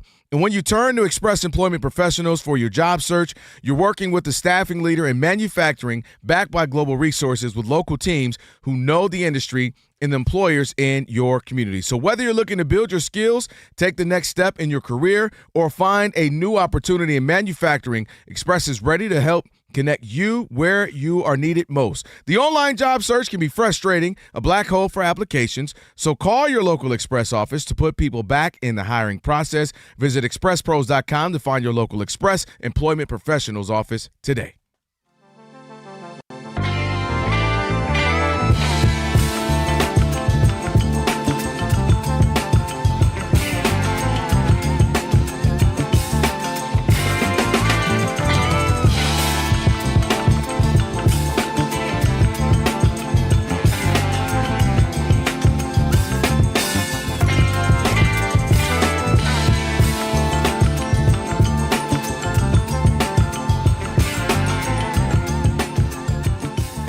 Speaking of the high and mighty, our savior, the king here in Los Angeles, LeBron James, he was on the Mind the Game podcast with himself and Steve Nash.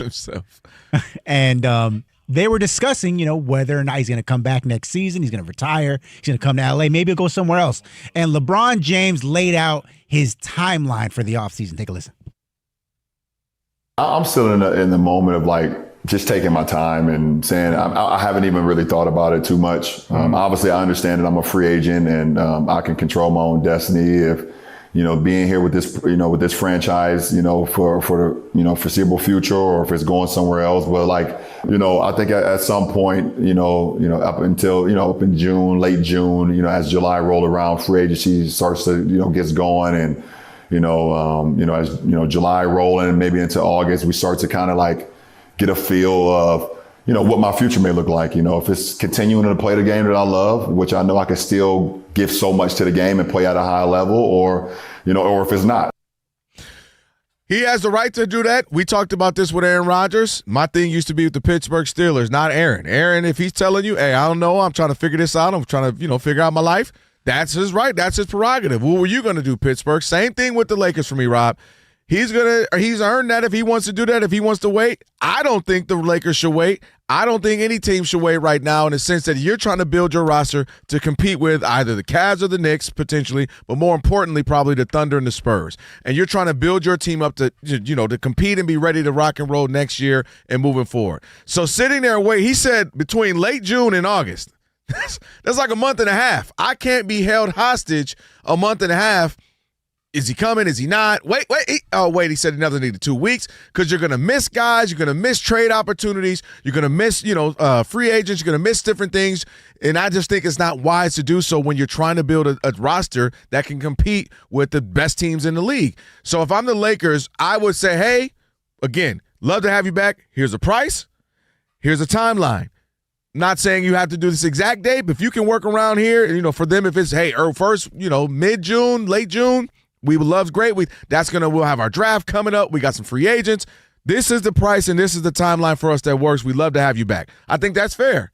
I think you're keeping it real, and I think you're presenting him an opportunity to be down with what you're trying to do. But I cannot be held hostage if I'm trying to build a roster that can compete with the best teams as we're watching right now in the NBA. Yeah, I'm with you. If I'm a team, LeBron, his timetable doesn't match up with late June, August, but the season. it doesn't match up. What are you talking about? Teams got to figure out what they're doing, who they should want to go after with free agents, how much money they have to spend, how much is it going to cost to get you, you know what I mean, and make you feel comfortable. I got to match money. There's all of that I think is important. I just don't understand his timetable and what he's trying to to get at and have people wait. I think it works against him as far as his salary or wanting to go somewhere when they say this is all we have. That's a good point, Rob. Because if he wanted, say, 40, this is all we have. But all we have is 18 left because you waited too late, and then we're gonna wait around and not make any moves, and then you don't come our way. Now what? And you in free agency. That's the one thing about the NBA. Like everybody signs immediately because people eat up their money. It ain't like baseball. Guys don't sign until the new year. Whatever you want, know what I mean? Like you're waiting because there is no cap. You could get a deal whenever. In basketball, everybody signs in the first 3 hours. Because the money's gobbled up, right? It's what they offer me 5 years, $250, sign. Let's go. I'm taking it, right? Like if you wait around, the money's gone, and that's why I don't understand his timetable. It does sound weird. It's a little lengthy to go from late June to August because again, if the point and he talked, what else he said in this episode, Rob G, was he talked about the fact he said we were just out talented. He said we competed. We didn't get out competed. We weren't out toughed, if you will. It wasn't a matter of that. It was just we were out talented. Again, the Thunder, we know how talented they are. I don't disagree with that. I would have been I don't know. How about short-handed? Is that a better word than out talented? You're missing a top player. Yeah, I get what you're saying. Do you know what I'm saying? Like you're missing Luka. He's one of the best players. I think what he was trying to imply was because he said, I'm not trying to. I'm paraphrasing, but his point was, I'm trying to say anything about our team, but yes, we didn't match the talent, and they don't have the talent of the Thunder. But my point is, if I'm trying to, Luka's a big miss. That's a 35, almost 35 point miss. That's what I'm saying. When you say that, it ain't like Luka played and you said we didn't have enough talent, dude. We were shorthanded. Like I'm not making an excuse.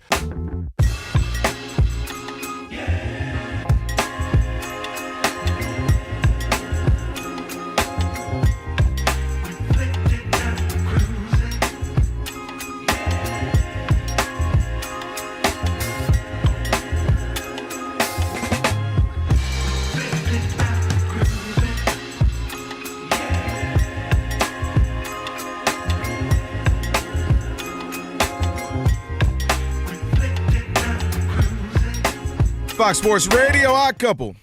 Hey, Rob Parker. Kelvin Washington on a funky flashback Friday. Jay Crawford coming up here in about 5 minutes or so. Talk to him about what the heck the Cavs need to do to get back in this series against the Knicks. And by the way, when you hit 40, energy drops. You got the weight sticking around, and yeah, that's right, you're doing the same work. That's not discipline. Listen, folks, it's biology, and it doesn't mean you have to accept it. So go to mdriveformen.com. That's mdrive for men who show up. All right, 877-99 on Fox. Let's take some calls, Rob. Wemby, is there an architect to stop him? Is there a way to stop him? Would you change your team? Are you looking at teams saying, hey, we got a plan for this man for the next decade? Or is it just hyperbole? Or is it hyperbole? Not hyperbolic. No. It's hyperbole. Hyperbole. I think You see that a lot of times, right? People say that. No, I think you hyperly tripping right now. Not seeing Wemby coming down this pipeline. You don't see this? I see it, but I don't think everybody's changing their team for him. That's my point. It sounds good. Hyperbolic. Hyperbolic, is that it? Yeah. Hyperbole. Hyperbole is what critical. Any other hypes and hips. Hips and even Shakira and her hips, dang it. And the yips. All right. MJ in New Orleans, you're on the Odd Couple Fox Sports Radio. What's up, MJ? Beignet, brother. What up, what up? Peace to the seafood stuff, Beignet, brother. What's good with y'all? Man. All right, we got a little sweet with the savory. I see that. Hey, man, stuff with maybe, some shrimp, maybe some crawfish, man, with some seafood dressing. Hey, man, I'll tell y'all, just like that. Stuffed beignets. I'm with it. Now the question: have you guys ever seen Gilly the Kid, that Philly Eagle hat that he wears? That ginormous. Yeah, are you gonna say that's Cap? We had one of those. Rob G. Didn't we get that at the Super Bowl? Rob G. gave it to his nephew. He passed it off as if he paid $80 for it, and his nephew got it as a gift. That's nice. Cool. How'd you bring it back home? Thing's so big. Look, I'm calling that Cap on both of you guys, man. Okay. All right. Because, man, I'm looking, I'm scouring, man. The closest alternative to that guy just being at height is several NBA players listed as 7'3", 7'4". This group includes two players, Zach Edey and Chris Stapps, the unicorn, Porzingis. You can't grow them guys on trees. Man, I remember when Shaq was playing those 3 championship seasons in L.A., man, you couldn't find another Shaq in the world. So it's not going to happen with them, man. They have to figure this thing out and not let him get so-called mugged. And Rob, stop hating on basketball. I know you hate the basketball guys, but ever since that woman beat you, you've been hating on the WNBA. Now you're hating on Shea.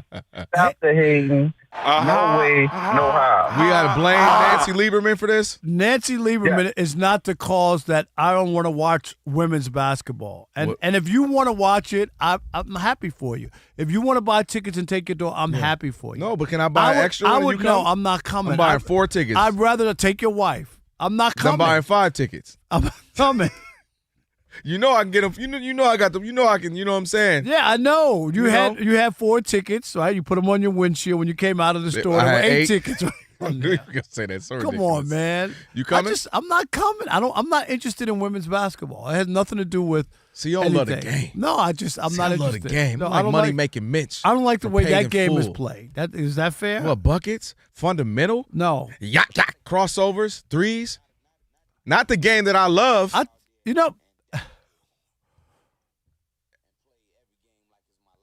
That's what they doing. Talking about practice. And guess what? What? If they had a pay-as-you-exit night, I might come. Rob, caution. You don't like this? They be getting down, Rob. You gotta give it to them. I'm not. Where'd that come from? And I even think I've never heard that. All right, what about women? Sexist. What about college basketball? Rob G, would you agree that women's college basketball might even be more lit? You agree?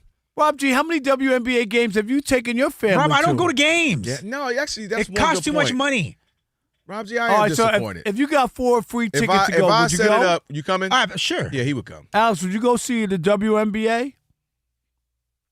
I guess. Alex also said he's not going to your funeral. What? Yeah. Remember he said that yesterday. I'm not going to anybody's funeral. He did say that. That's okay. You know why? Because he should savor the life that we live together. That's right. I have no issue with that. I'll be driving down PCH top down thinking of Rob. Okay, so here's the bottom line is if you come to my retirement party and that's it. Okay. If you don't have to come, if you come to my retirement, you don't have to come to my funeral. Okay. Rob, didn't Alex have a great time at your 60th birthday? He didn't come. See? Told you. Wait, why you didn't go?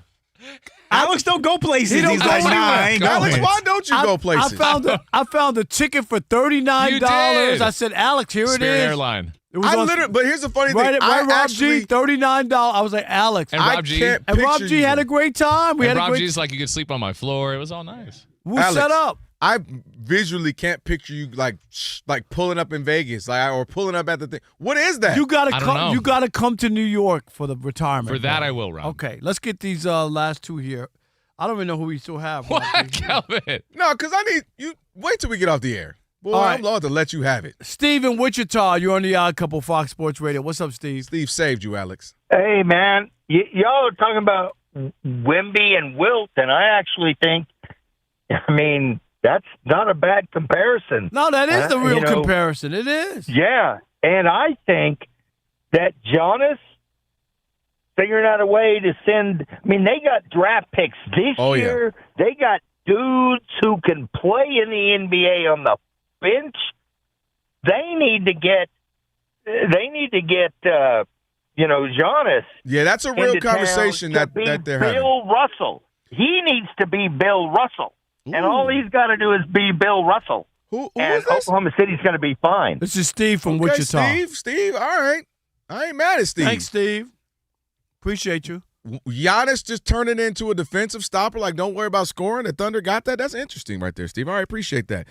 Jay Crawford on the way. Speaking of Steve, we're going to go to our Steve and get you updated. Hey, Steve.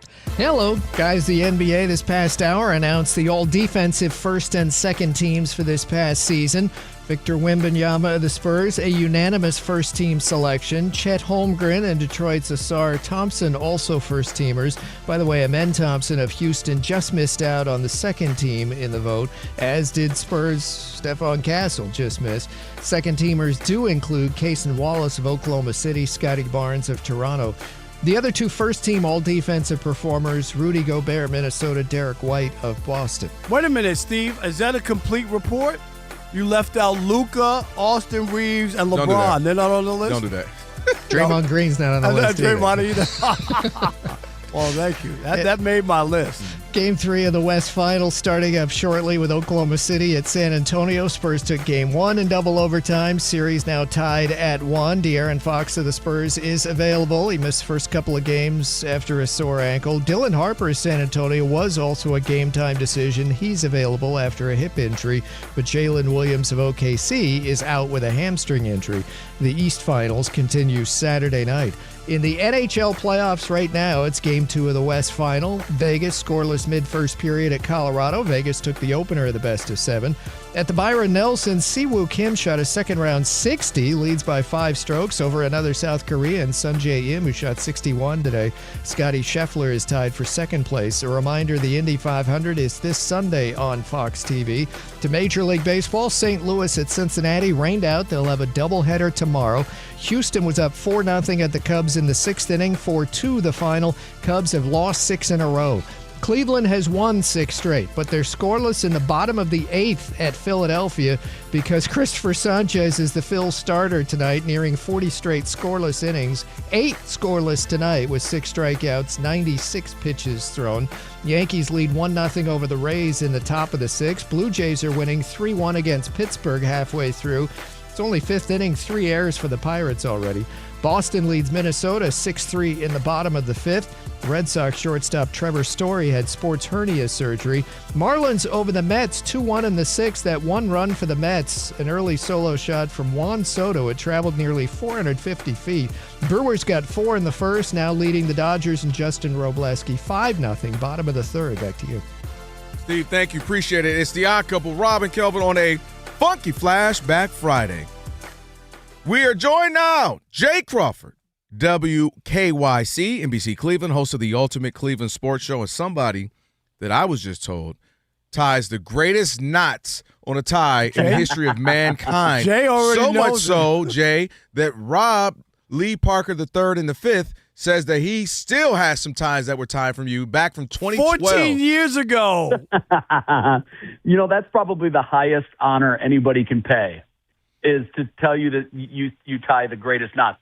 Hey, Rob, if you need any tie, just ship them to me. I'll tie them all up and send them back to you. I know you will, and I want you to know that also I took Jay the wing place in Bristol back in the day. Wings over Bristol.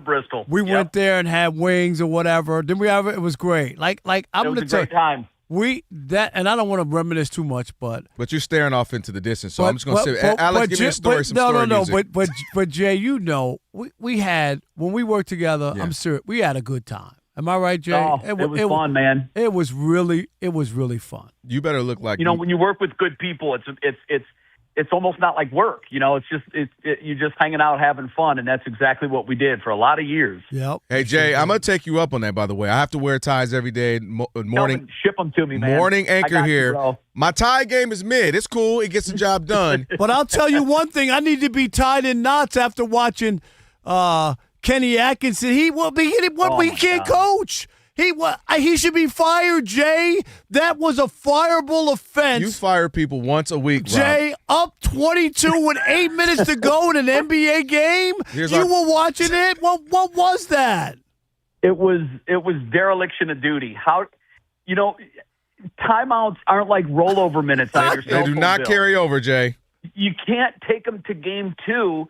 And I just hated the comment in the post game where he said, I like to save one for the end of the game if it's close. You had a 22-point lead, and you watched it evaporate like you would watch gasoline evaporate off a hot sidewalk. Oh. It was just gone in minutes. And the crazy thing was, watching it, you almost felt like it's I think when it got to 10, I'm like, okay, this is the next chapter in Cleveland heartbreak. And I don't think it's recoverable. And Rob, in a vacuum, I don't know that's a fireable offense in a vacuum. However, based on how they came out last night, it looks like the series is sideways. And look, they fell down 2-0 to Detroit, and they came back and won it. So I've said that. Know that. Be careful in the NBA because, Jay, I talk about it all the time. The one that I remember, and I told this to Kelvin, The Suns were up 2-0 against Milwaukee in the NBA Finals. Yep. Everybody was saying Chris Paul finally has one. Chris Paul got one. He's one of the top 3 guards. Devin Booker's Kobe Bryant. And guess what happened? Milwaukee won the next 4. And the thing I like about the Cavs, and Kelvin knows I picked them over the Pistons. What I like about the Cavs, they won Game 5 and Game 7 in Detroit. Right? They got something going. Can I tell both of y'all something?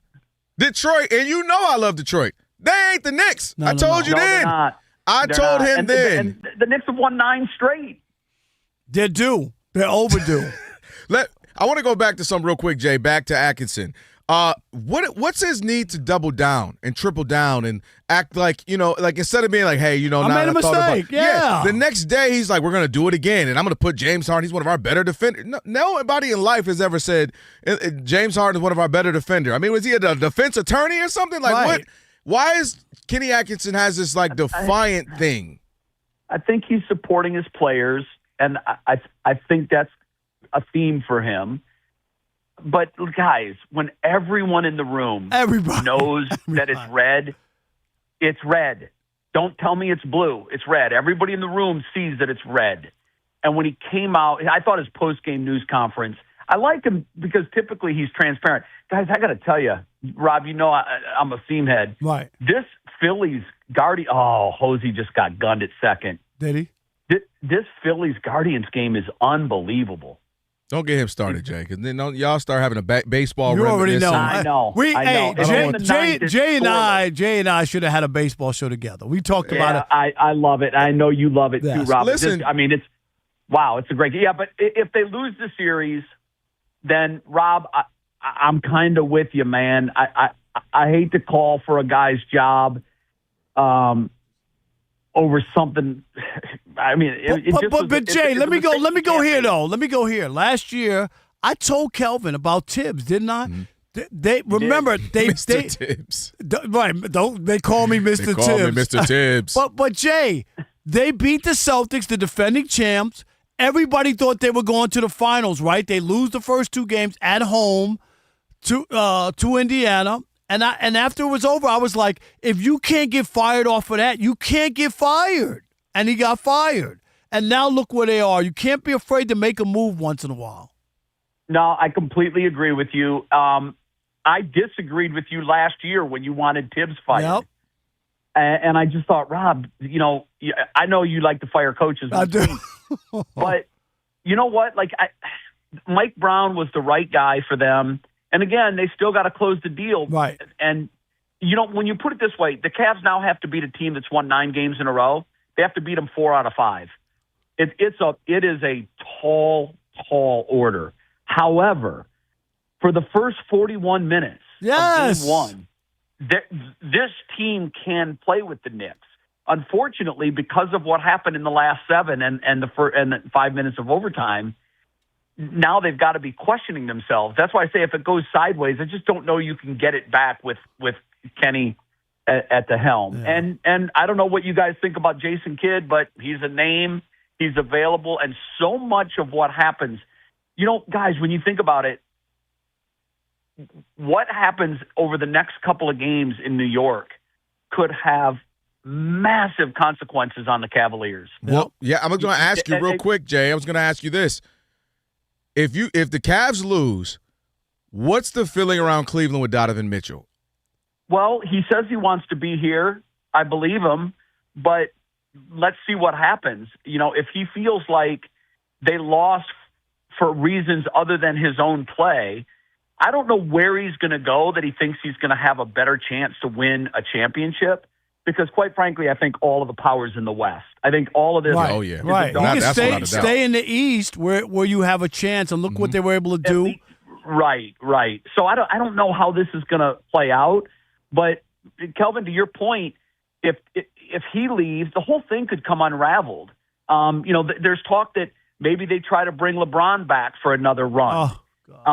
And you'll poo-poo that. I am. Rob. Yes. You're going to poo-poo that. But when it happens on July 6th, I know. Call me up. I will. Call me up and okay, and I'll just say you heard it here first. All right. We do got. I want one question, and I know we're up against it. The Shedeur. I saw the Monk and He's come a long way. He just got there. Todd Monken. What has he seen about Shedeur that he's come a long way? Deshaun Watson's going to start the season as quarterback, Jay. Yes? I don't think there's any question about that. Okay. I think Deshaun Watson will be the starter. I just think there's always so much drama in Cleveland. It's so tiring. Can't we just play football for crying out loud? But there's always got to be a quarterback drama. There's always got to be some sort of big, something that divides the fan base. Right. It happened here a couple of years ago with Baker and Odell, and I feel like we're already kind of in that world again. The Shedeurians, many of them aren't even Browns fans. They come from Colorado and all across the country, and now all of a sudden they're weighing in on what should happen with the Cleveland Browns. It's just a little disappointing. But I don't think it's going to be Shedeur. If you follow the breadcrumbs, it looks like it's going to be Deshaun Watson. And, hey, if nothing else, it's going to be a watchable show, at least for a few weeks. At least, no doubt. All right, Jay, appreciate it, man. I'll send you some ties. Help me out. Send them my way, brother. All right, stay well. You and the family, Appreciate Jay. it, man. Jay Crawford. Jay Crawford, CLE. Give him a follow if you don't already on X. All right, we were just talking about Giannis. There's a new report about what people think and players think is going to happen for Giannis. We'll tell you that. It's the Odd Couple, Fox Sports Radio.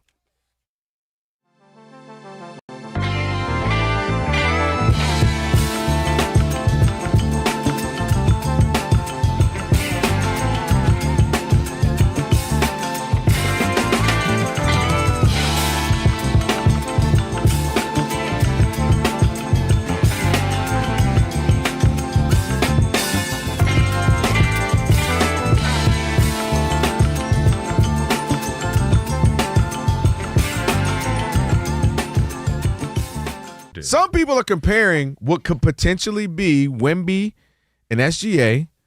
They're saying this could be Bird versus Magic 2.0.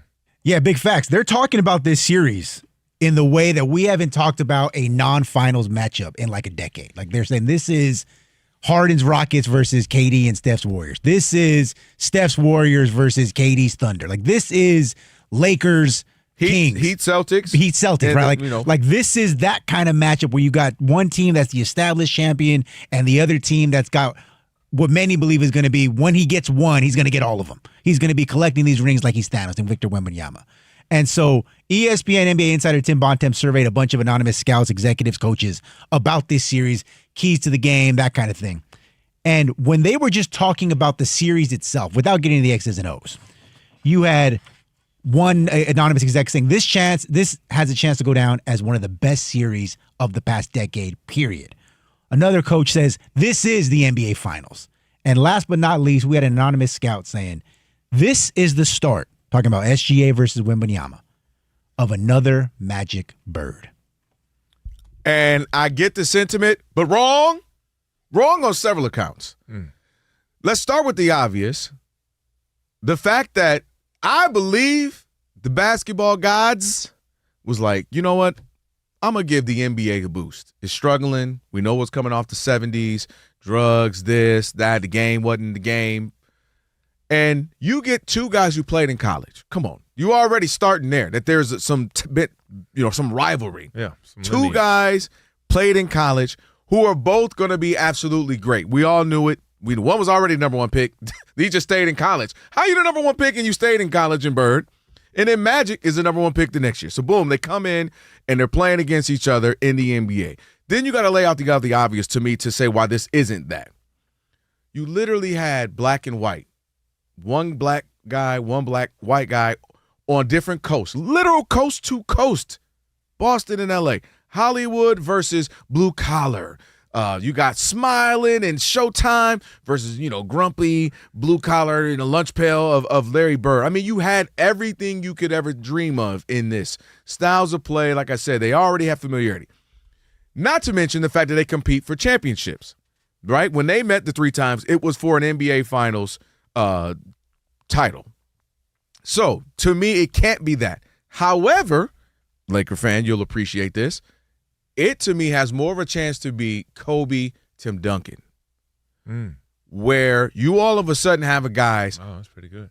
Thank you. I appreciate that. Where you have a guy who's probably going to win a championship if they get through each other. So if I'm Kobe in the Lakers, whether it was Shaq for the first little bit, then obviously he was gone. If I can get through Tim Duncan, we're probably going to win the championship. If you're Tim and the crew, we get through the Lakers, we're probably going to win a championship. They matched up in 6 different playoff series throughout their years. 99, the Spurs won. Then the Lakers won in 01. Then the Lakers won in 02. Then the Spurs said, 03. And then in both, mind you, the winners went on to win the championship. Mm-hmm. And then in 04, the Lakers won. They lost to the Pistons, and then the Lakers won in 08. But my point is, it was Spurs, Lakers, Spurs, Lakers, Lakers. To me, that is what this can be. Also, what happened in that time frame, both of them got MVPs. Now, Kobe only got 1, but you got an MVP out of that. Tim got, 2? So I feel like it's going to be more of that. 2 guys who are and similar in guard, big man. So I think it's going to be more of that, where we get to witness for the next greater part, maybe 5 to 10 years, 2 guys compete for titles, compete for MVPs. Teams could be the number 1 seed in the Western Conference.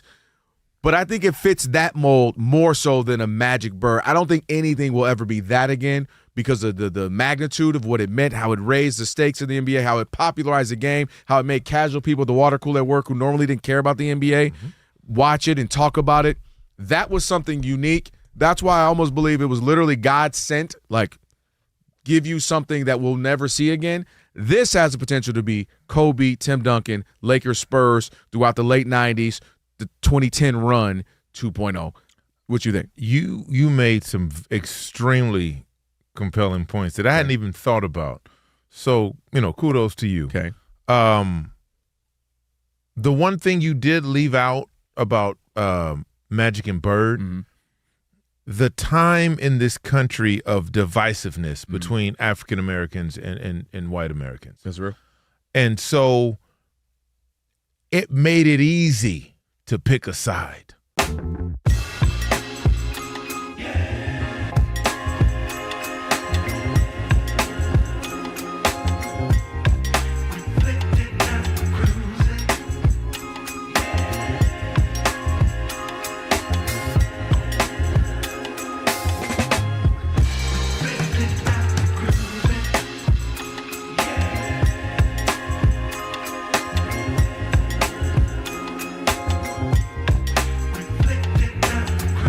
Fox Sports Radio. Odd Couple, Rob and Kelvin. Hey, big shout out to Jay Crawford. Appreciate him joining us. Always good to chop it up with him. 19-10. Spurs up 19-10 on the Thunder right now. This timeout, I think it's about 5 minutes left. If I'm not mistaken, we'll see it here in a second. But we'll keep you updated on this game. By the way, stream us live wherever you happen to be in the iHeart app. Catch us in all your favorite Fox Sports Radio shows live 24/7. The new and improved iHeart app. Just search Fox Sports Radio in the app to stream us live all day, every day. And be sure to select Fox Sports Radio as one of your presets in the iHeart app, so it'll always pop up at the top of your screen. Dodgers are down 5-0, and Garrett Cole, his first start back from surgery. He's out. He pitched 6 strong innings, no runs. Yeah, that's why we said yesterday, foul! He's the ace. You know that. Yeah. That's a great return for him. That is a foul ball. Pick up. I need them. I want them to win. I want them to get to the World Series. Them, the Yankees, Dodgers. No again. Dodgers, please. No Dodgers. No? But Yankees is cool. Yankees, Padres. Okay. I've been saying it for like 6. Man, put Rob that on your G. tombstone. You want to see Tatis hit a single? Nah, that was good, Rob G.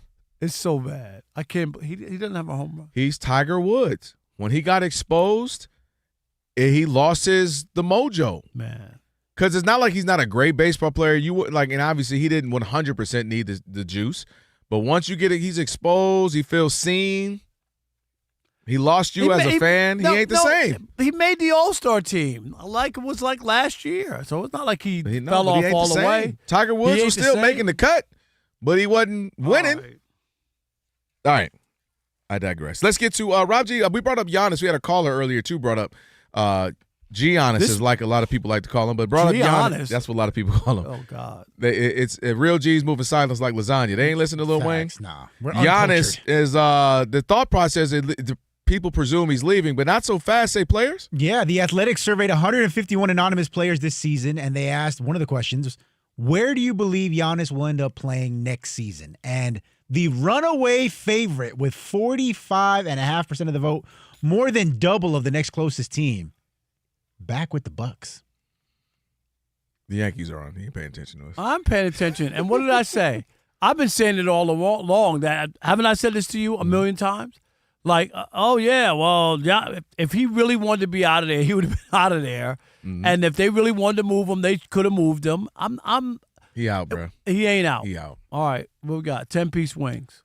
I'll do that. That's fair. 10-piece wings. Because you were afraid to make the other bet, so 10-piece wings. 10-piece wing. That's good. I feel strongly about this. I just feel like no, this is what you want. That's not what you. What does it matter to me? It matters to you. He don't even make the playoffs, Rob. It matters to you. Giannis don't make the playoffs. He don't even make the second round. I ain't thinking about Giannis. You're the same one who's calling Bernard King Cedric the Entertainer. You got it wrong. Wait, who said that? Did you see that? Oh, they did. They put because he had the hat on. Rob G, did you see that? Yeah, they say, dog, they got to come on now. Dude, that's terrible. Come on now. If I was Bernard King, I would be hurt. Or do you laugh? No, I'm hurt. Bernard King was a baller. Wait, who's more hurt, Bernard or Ced?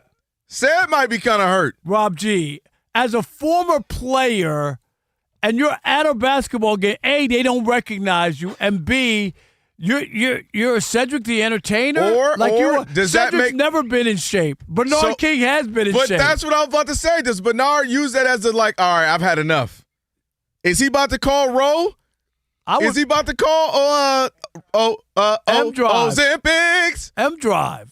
M-Drive for men.com? I would be hurt that they think I'm a chubby comedian. That's who they think I am now. Bernard King was a baller. How would you think Busta Rhymes feel when they call him Tracy Morgan? Did you see that one? The people on the street thought Busta Rhymes was Tracy Morgan. What's going on with them disrespecting the New Yorkers? I think it's worse only because Bernard King was like a world-class athlete. But you're seriously. saying it's worse. Does he feel like, dang, I got to get it tight? If I'm Cedric the Entertainer, I feel good that you think that, okay, I used to be Bernard King. That's kind of funny, though. Well, maybe it's because Ced does have a unique look, right? He's always got the hats on, the top hat look, and the swag is on point. It was a fat black guy with a hat on. That's so they said, oh, there's Cedric. Racist. That got to be said. I'm just saying. That's got to be racist. Dang, I'm telling you, this might be Bernard King's tipping point. Like we might see Bernard King next New York Knicks playoff run last year. He might be abbed up. He might have 6-pack. He might be calling what's the other one? Manjaro. Kilimanjaro. What? Something he might call them too. Because like at a certain point he might be insulted by that. He might feel some type of way. You know who might feel some type of way too? You keep hating on him. That's Shedeur. He might feel some way about it as well. We are by far.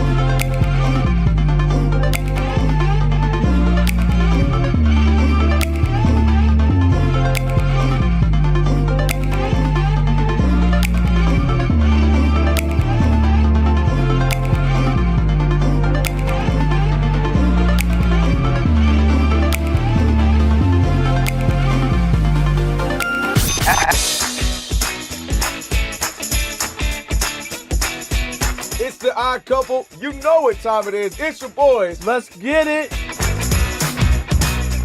The Odd Couple is fun. Check. And informative. Check. What's up, America? You want to talk sports with 1.5 of the best-looking guys in the game? That game was incredible. You are wrong. You'll be king of the water cooler.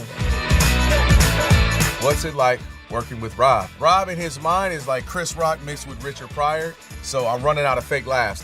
Ha ha, Rob. Rob is very passionate. Son, you ain't ready for this. Well, I don't have BS in my game. I'm straightforward. I'm honest. You say Brady's the greatest quarterback of all time, but Eli Manning beat him twice. And, of course, it doesn't hurt that I'm right most of the time. Kelvin is the nice guy, wants to make everybody feel warm and fuzzy. You done? Let me tell you the truth. I bring the energy, a youthful energy. Rob's not going to see this, is he? And I bring an honest opinion. Michael Jordan, I can't take it anymore. I need a break. I'm going to go play baseball. Trash Talking Tuesday is the best. It's a great opportunity for folks to call in and they get to trash whomever. Who you trashing, Roger? I'm trashing LeBron James and Michael Jordan. Oh, okay. They can't even hold Wilt Chamberlain's shoes. Stop talking about the king like that. It's a new era. Let LeBron be the best, please. I only recognize one king in the United States, and that's Burger King. The connection with the Odd Couple audience is incredible. We really invite them in. And they can relate, whether it be things about our own personal lives or our takes on sports. Love you guys. You guys are killing it. Hey, we appreciate you. Thank you for rocking with your boys. They feel like it's just my guys, just my friends, and they join right in on the show. We talk with the listeners, not at them. Obviously, you can listen to us live, but you can still check out the podcast. You can check out our YouTube. You can check us out on social media. So in any way you want to get it, you can get it. Yes. There's some yelling. It is some hot takes. It's a whole lot of fun. I'll give you that. It is fun. I agree. Begrudgingly. The Odd Couple. Sports talk that's too good and too fun.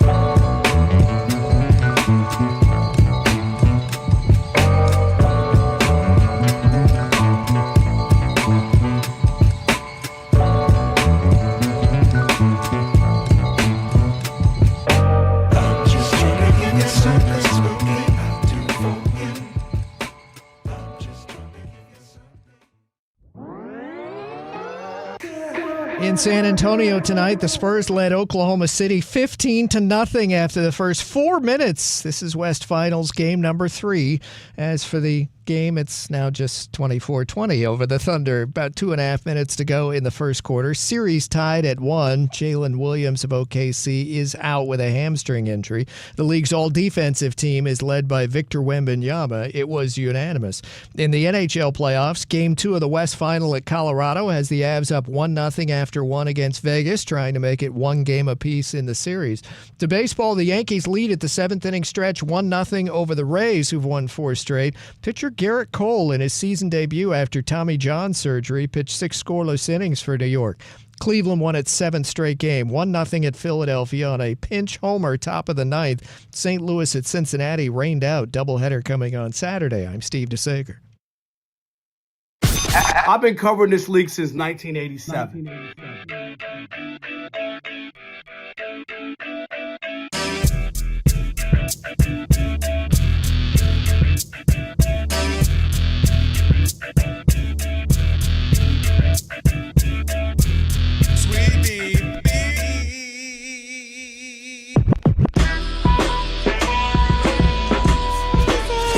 Can this sports sports writer and this sports fan share a radio show without driving each other crazy. Now, live from the Fox Sports Radio studios, here's Fox Sports Radio's Odd Couple, Rob Parker and Kelvin Washington.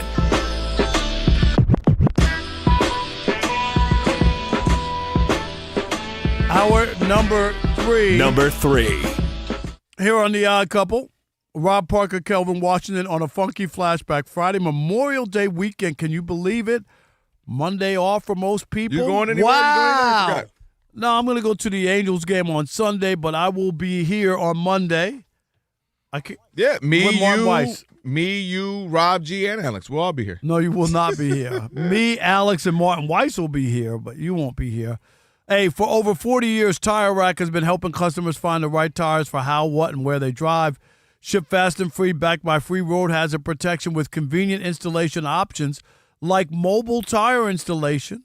They bring the tires to you. That's right, TireRack.com, the way tire buying should be. And, of course, if you want to watch the show, I know you're listening, but if you want to watch it as well, all you need to do is search Odd Couple FSR on YouTube. Again, just search Odd Couple FSR and hit the subscribe button. Don't forget, coming up in this hour, we'll also have last call and got some Jaylen Brown stuff to talk about. It's a lot that you don't want to miss on this final hour of the program and the holiday weekend. You know, it's interesting, Rob. What is it, 27-24 now. They were up 15-0, the Spurs, as Steve mentioned, with a minute left in this first quarter. Spurs are up 3.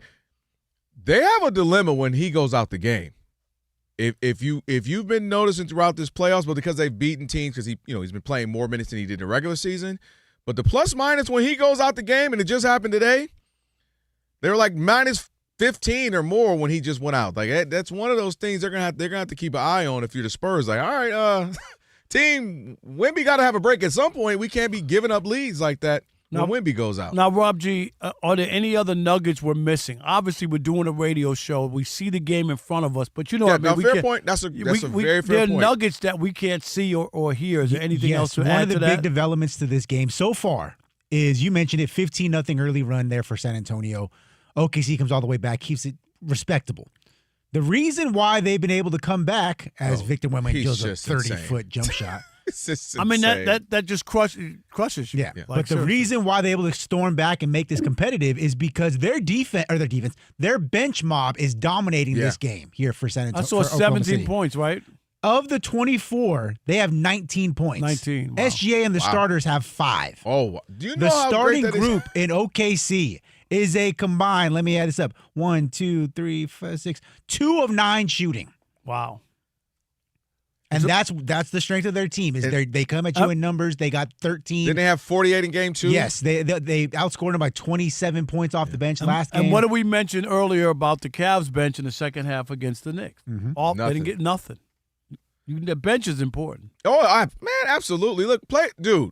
You're in the playoffs. Teams are tired. You've been nicked up, banged up all year. You need the so-and-so game. You need Kelvin's the game. an expert on the bench, so whenever you're talking, that was a good one. I'm listening. I'll give you that one. That was a good one. I'm listening you was to quick what on you're your toes saying. on that one. You got one more. I'm going to dive over this table. Yeah, your bench is needed. I mean, even the Pistons, when they would struggle, the couple of games they win because the bench would show up and have a bunch of points. So, but anyway, good game. But I noticed that. I'm like, dang, Wemby's got to be like, team, can I get a break for a minute? Yeah. Wemby only has 7 points, and they're up, what? But it's just he's blocking shots, he's running. To your point, Wemby plus minus, it's an inexact science, but he's plus 17 in his 8 minutes, minus 10 in the minutes he sits. That's what I mean. As soon as he sits down, teams go, so all right. in 3 minutes, they were down 10 points. And I know it used to happen with LeBron. It used to happen with, some other team. Luka, Giannis used to have some guys where the team is like, hey, man, can I just sit down for a few minutes? Give me a break. Anyway, but I noticed that. I thought that was an interesting observation so far in this game. All right. Anyway, Rob G, Rob Parker, we talked about it a little bit earlier with Jay Crawford. Shedeur getting some praise from his coach, but is it really just tongue-in-cheek? Well, we don't know, but we will keep you updated on this game. But yes, Todd Monken met with the media earlier this week, specifically on Monday, to discuss the quarterback controversy, we'll call it, there in Cleveland. They believe that they have 3 guys who are all vying for one gig: Shedeur Sanders, Deshaun Watson, Dylan Gabriel. And Todd Monken met with the media and said, quote, about the, I guess you would call him incumbent starter, Shedeur Sanders. He said, I think Shedeur's come miles in terms of his progressions, getting the ball out, his understanding of the concepts. I think he's really, really, really come a long way. Todd Monken just got there. What? He wasn't there last year. Kelvin, what did he see between in shorts and the post draft Don't camp? disrespect the 2 months remember just 2 months ago he said I need to see some more from him, and now he said he didn't seen it. 2 months? I mean, seriously, like the idea. Just say what is the game that these guys got to play to coach speak? Like all you got to do is say there's going to be a competition. I'm here. I'm new. I'm going to take a look at everybody. I'm going to play the best quarterback that gives us the best chance to win. You don't think he's doing that? No, that's not what he said. I'm just saying, like Shedeur's not going to start. We just had Jay Crawford. He's in Cleveland. What did he say? He said Deshaun's going to start. You believe that. Rob G, you don't believe that? I think everybody knows. Now, if he doesn't play well, could they pull him? Absolutely. I think we're going to see all 3 starters. You might. But definitely there's no ifs, ands, or buts that it's going to be Deshaun. We talked about it. They owe him $1 gazillion. There's nothing they can do about it. They can't cut him. It would devastate their franchise. So they got to see if they can get something from him. I wonder, do you think they would want Shedeur to be great in the sense that so they can move on from the Deshaun Watson? Close that door. I know they owe him the money, but you owe him the money, meaning you owe him anyway. But would you rather? Shedeur didn't do enough last year. I agree with that. But I'm saying this summer. Let's say this summer, you're like, please take that leap so that we can go. This is our guy, because we don't want to.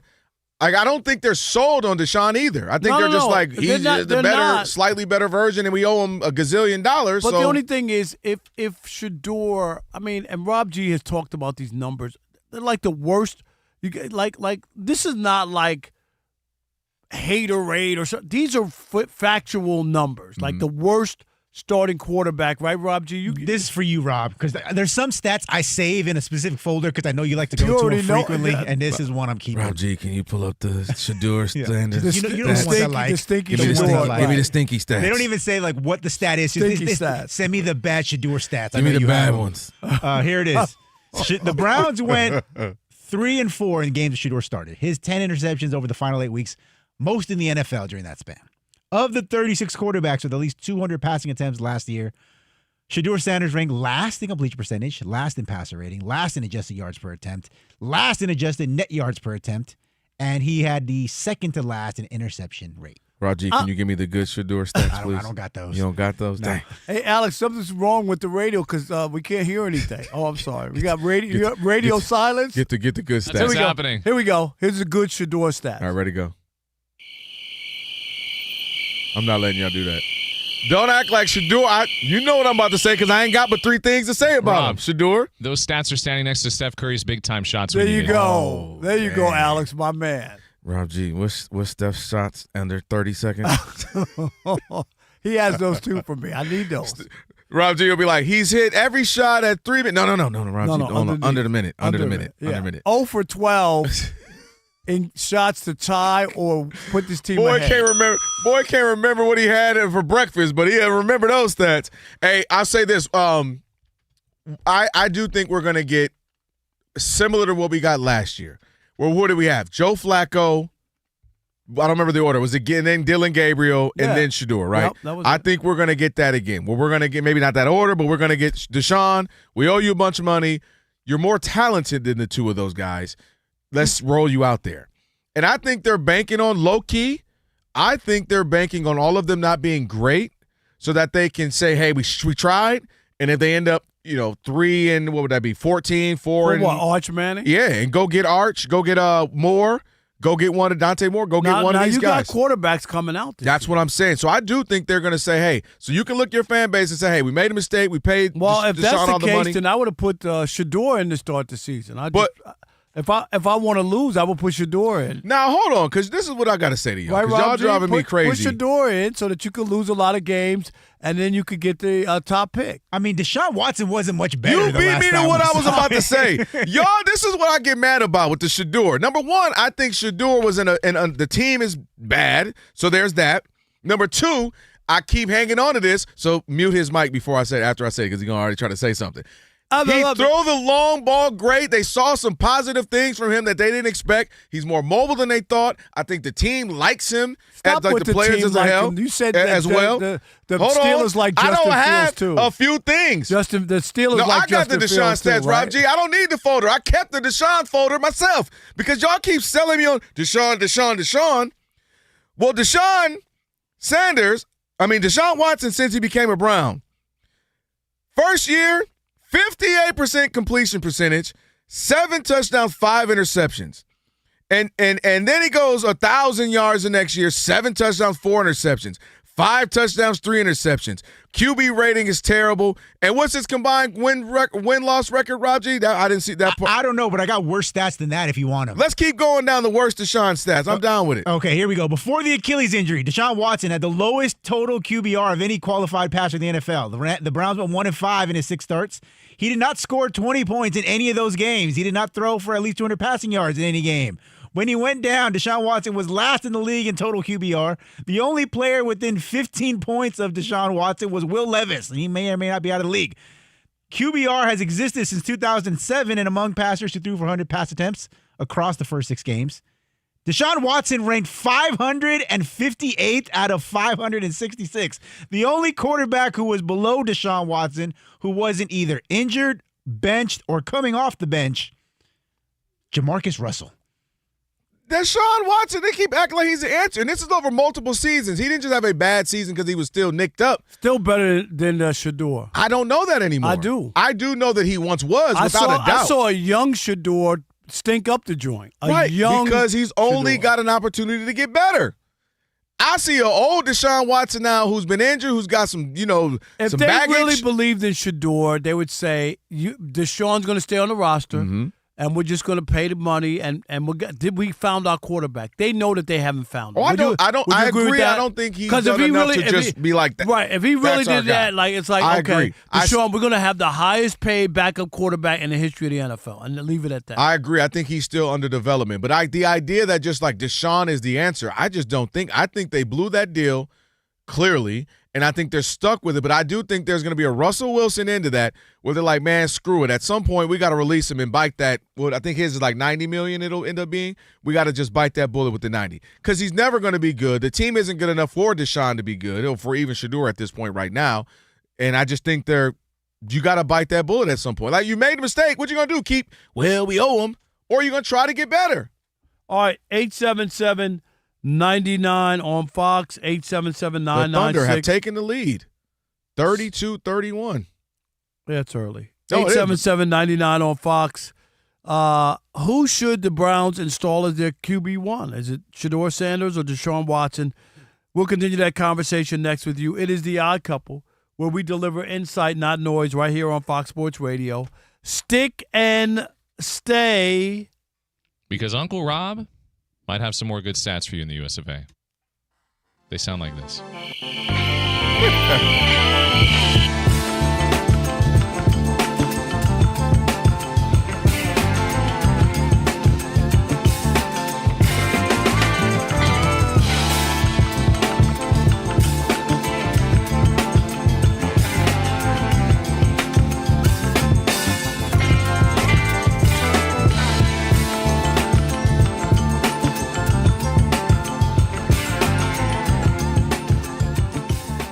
Rob G, for once in life, I agree with Draymond Green. I did say that. Did you hear what I just said? Make sure my headphones are working. I know. Draymond, the official forward of The Odd Couple. Oh, God. We love Draymond Green on this show. So much content over the years, and he gave us more earlier on Thursday because, Game 2 of the Eastern Conference Finals tips off in about an hour. This time, it counts. Cavs at the Knicks. Knicks up 1-0. And the reason they're up 1-0 is because they had that incredible comeback in the last 8 minutes, down 22 How about points. collapse? They came back. They go on to win the game. And In the fourth quarter of game 1, this is a real stat, with James Harden as the closest defender, the New York Knicks scored 24 points, including 9 straight possessions with him as the solo defender.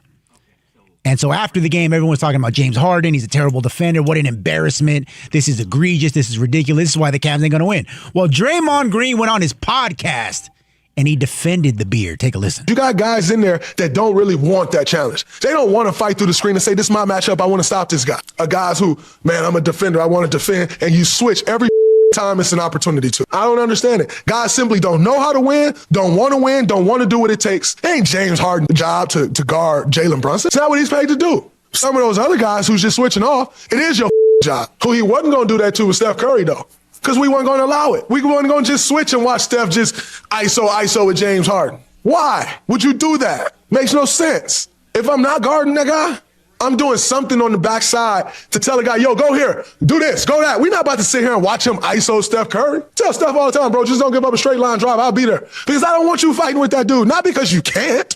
Because why do I want you doing that? Makes no sense for you to do that. Not just about to sit there and watch him line up one of your best offensive players. So I was baffled by this. I'm still baffled by it every night when I watch these guys accept switches and not really want to guard the guy. Finally, Draymond Green with some sense and some great analysis on basketball, which we know he's good at. I still won't subscribe to his podcast, but that was a good job. Like a half a subscription? Like Not a weekend? Not even a half. Free trial? Draymond. That's right. A free trial? Not at all. But I will say this. If I was Cavs ownership and I could have fired Kenny Atkinson after the game and hired Jason Kidd, I would have done it. That's how bad what Kenny Atkinson did, and Draymond is right. The other players out there with James Harden seeing what's transpiring, but also the coach who has to look at the situation and understands this is not going to work. And, of course, you can't be hoping and wishing that he's not going to make 7 out of 8 shots because normally people don't shoot like that. Right. And had he missed 2 or 3, they win the game. But he wasn't missing. So you got to change it up. And that's why I blame Kenny Atkinson the most, is that he's the coach. Call timeout. Reset your defense. You know what I mean? Get James Harden out of the game. Get somebody younger. You already had points. He wasn't giving. That's not what you needed at that point. You needed stops. You didn't need James Harden for points. Put a younger guard in, right? Stand in front of him. Help defenders. That's what we needed in this case. They can't beat you without scoring. It wasn't about them scoring. They had the lead. All they had to do was make a basket every so often. They didn't have to go on a 10-0 run down a free throw to win the game. That's all they had to do. They have guys who are feisty, if you will. Max Strus, give him credit. He did a great job against Cade Cunningham a lot of times. Now, obviously, Cade is a star, and guys know how to score, but he made it rough on him sometimes. And got some ugly plays, ugly steals from Cade, made Cade look sloppy at times. Max Strus, I need you to stay on Brunson. You know this guy because he's been on a gazillion teams. Dennis Schroeder is a good defender in this league. He pressures the ball. And so the point is, to what Draymond is saying, is a larger point that when we watch basketball back in the day, I mentioned this yesterday. Michael Jordan said, I'm guarding. They don't do that Clyde anymore. Drexler. Come on. That used to be. I'm Tracy McGrady. I want Kobe. Kobe, I want Tracy. I want Paul Pierce, wanted LeBron James. And LeBron James wanted. We're from that era where, hey, move. I don't give a dang if a pick. So you pushing the pick out the way. We're not switching. Now, every now and again you get jammed up. You have to. But the idea that an offense can come down and go, well, all we got to do is have you set the pick, and they're just going to switch, and I can get James Harden. This is not regular season on a Tuesday night in January. This is game 1 of the Eastern Conference Finals. Fight through a pick. Push through somebody. I don't care if you got to get a foul or something.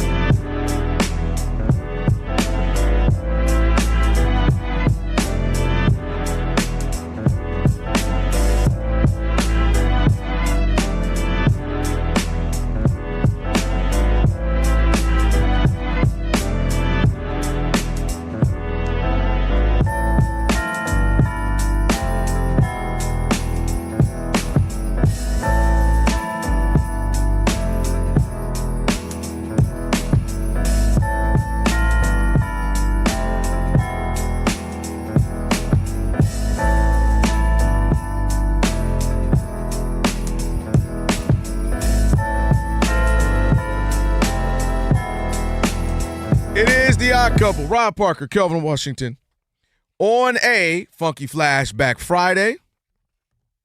Got last call coming up here in just a little bit, and keep you updated on this game. And I was just telling Rob, man, the pace in which these two teams are playing, the Spurs and the Thunder, my gosh. And then there's this crazy person I know who's a Laker fan named Rob Guerra, who tried to tell me that, I think the Lakers could beat the Spurs. Rob G, you're one of the most non-typical Homer-type homers. So that was very unusually Homer of you to tell me that you think the Lakers could beat the Spurs. How is that Homery?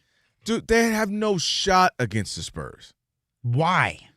This iteration of the Spurs. If this was the 20... You mean the Spurs that blew a 15-point lead in 8 minutes? To arguably one of the best teams in the last 20 years, yeah. Okay. And it's still a good game. They can mess around and win. Matchups. I thought that was the Knicks, the best team in the last 20 see, years. don't disrespect our point. Knicks. Yeah, according to the data. Our What I say, Alex? Analytical mind. Take that for data. Take that for data. Take that for data. By the way, when we get Take to this, that for data. University of Maryland.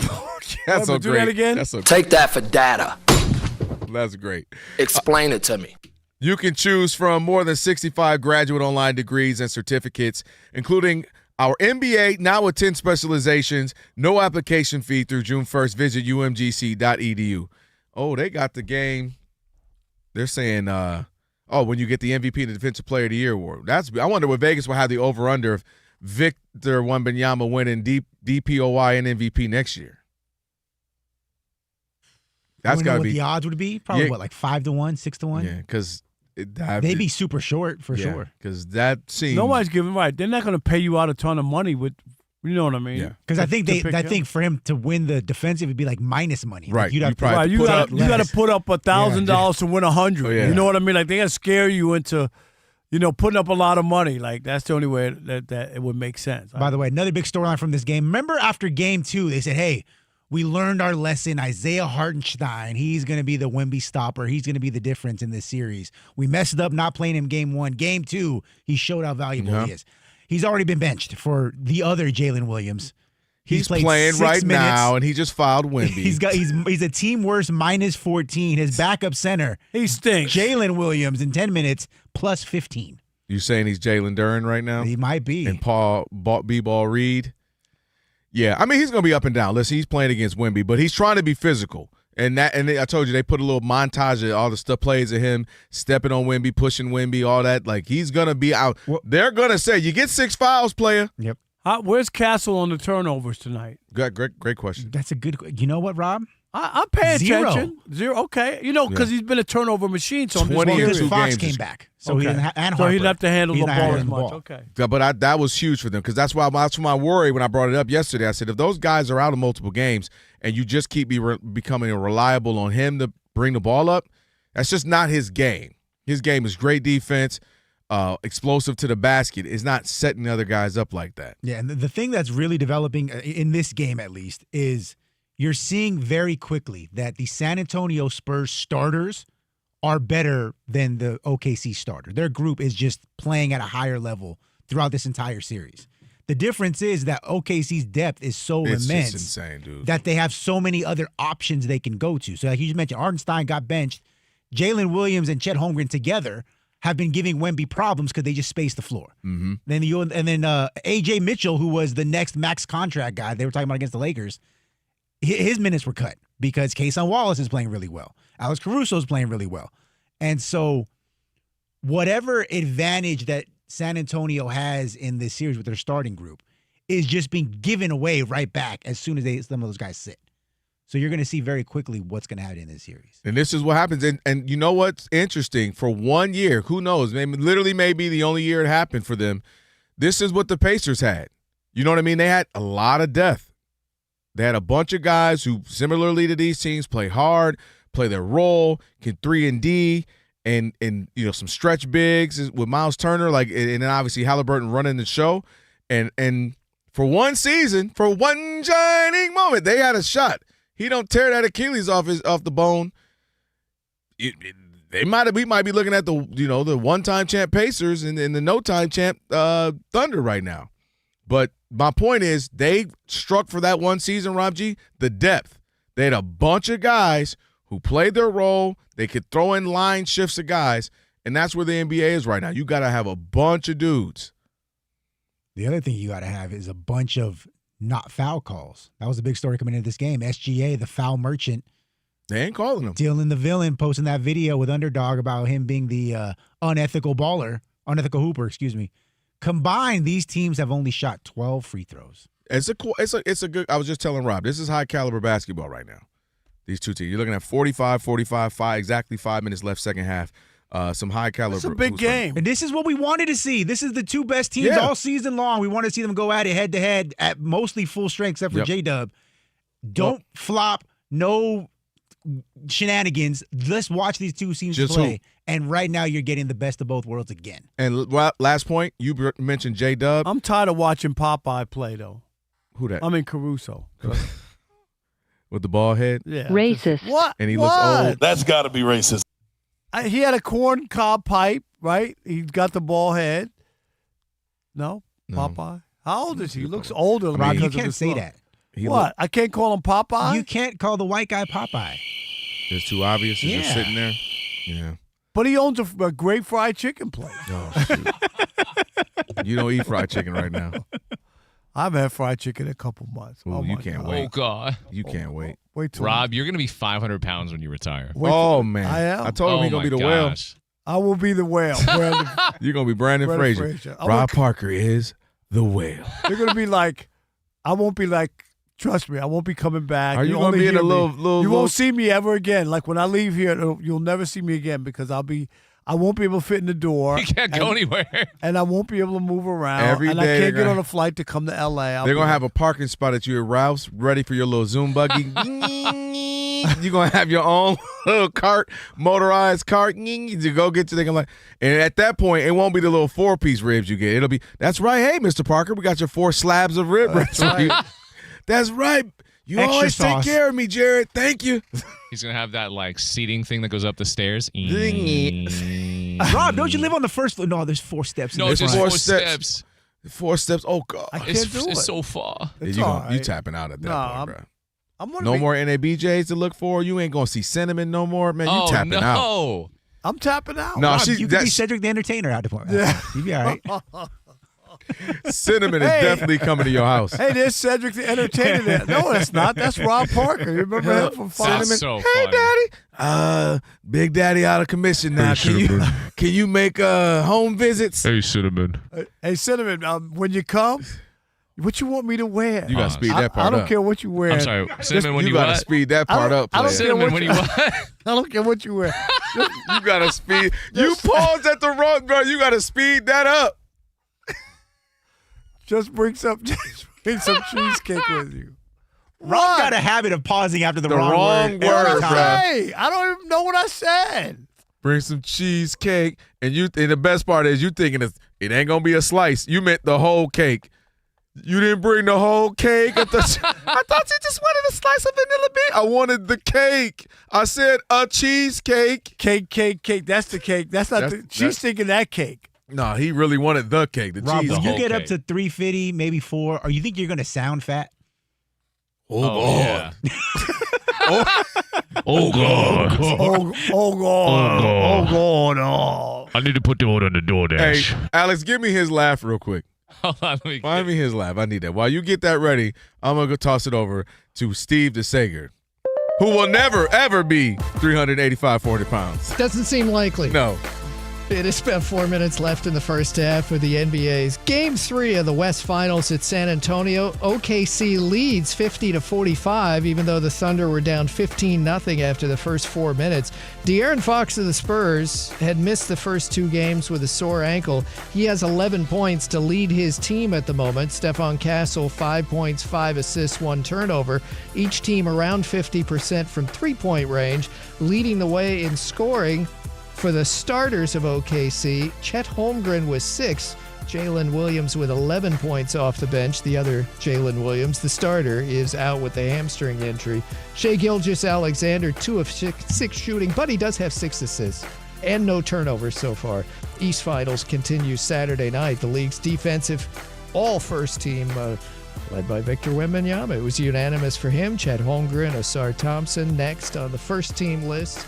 In the NHL playoffs, Game 2 of the West Final at Colorado, still 1-0 Avalanche over Vegas, mid-second period, trying to even things up at a game apiece. To Major League Baseball, Cleveland won its 7th straight game, 1-0 at Philadelphia on a pinch homer, top of the 9th. Christopher Sanchez with another great start for the Phillies. No decision, though. 8 scoreless innings. So now he's thrown 37 2/3 straight scoreless innings for the Phils. St. Louis at Cincinnati rained out. Doubleheader on Saturday. Houston beat the Cubs in Chicago 4-2. The Cubs have lost 6 in a row.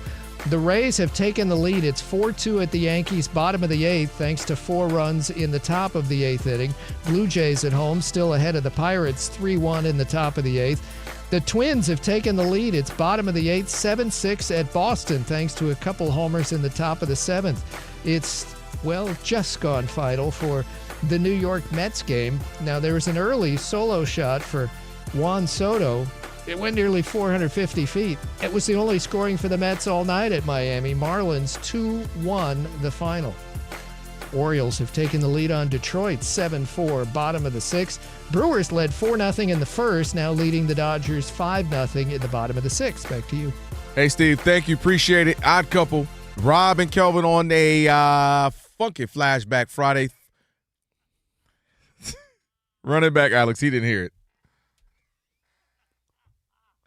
Now imagine that with another 180, 200 pounds. Wow. Want to know the best part? This would be Rob going up the stairs. Come on, Daddy. Only 2 more stairs. Y'all want me to be 400 pounds. Rob, I've now I'm gone dead to serious. 2 Super Bowls with you. It is remarkable. I can eat. How much you eat. Yes. Me and Rob G just sit back and watch you. You're an eater. Big I time. can't stand you, Alex. I literally can't. I wish I was there to see that lamb chop.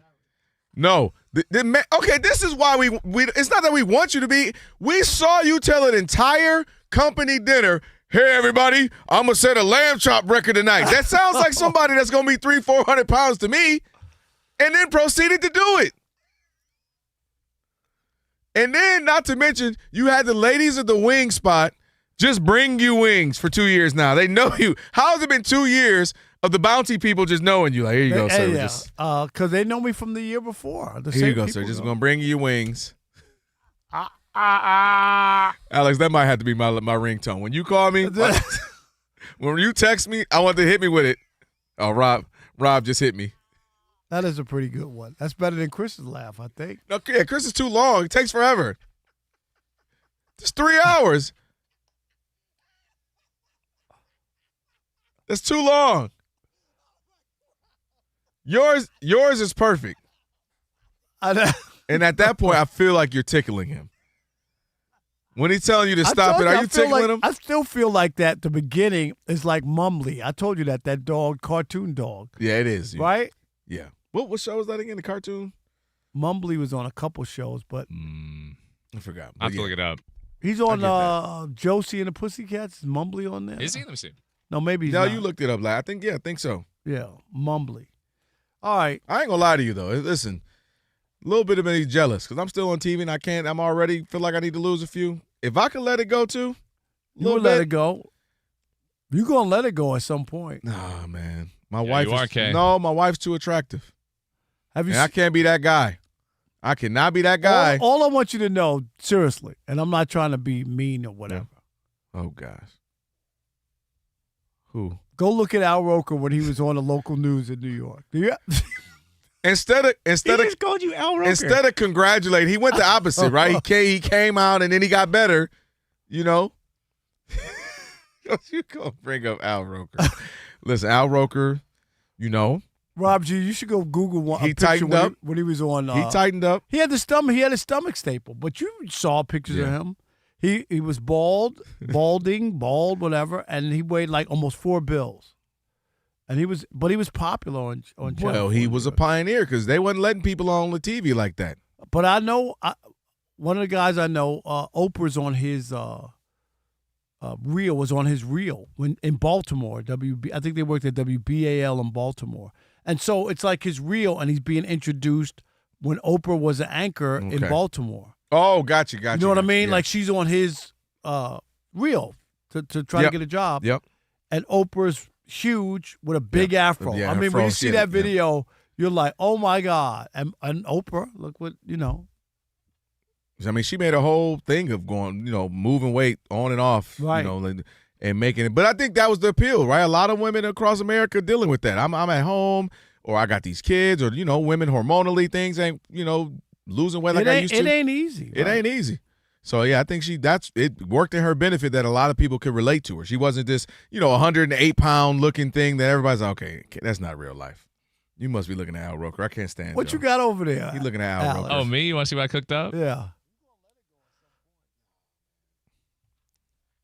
You're so stupid, Alex. I think y'all two combined is a terrible combination.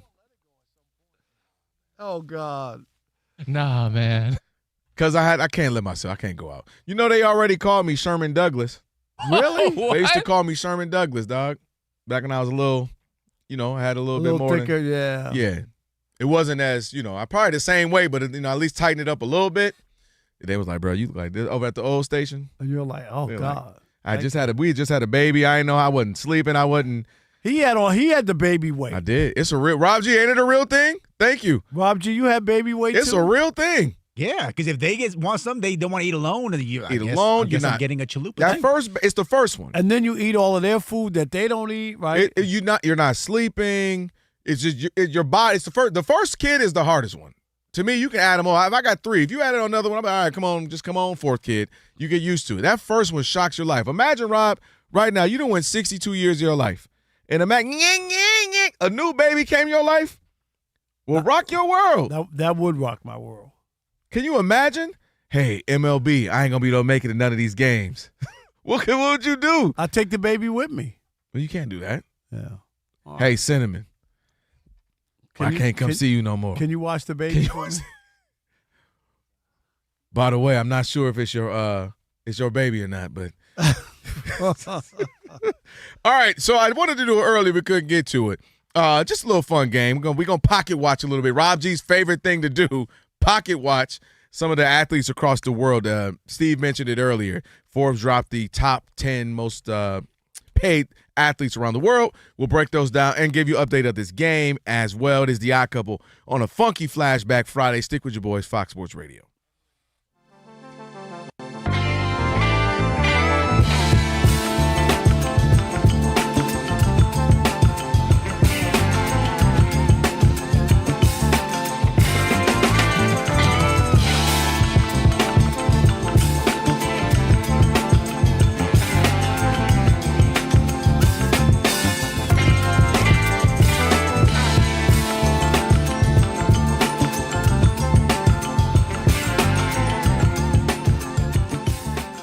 The news of the day. Oh, yeah. Aaron Rodgers has announced that he's going to retire. 42-year-old. He came back, Pittsburgh, in uniform, talked to the media, and you know what?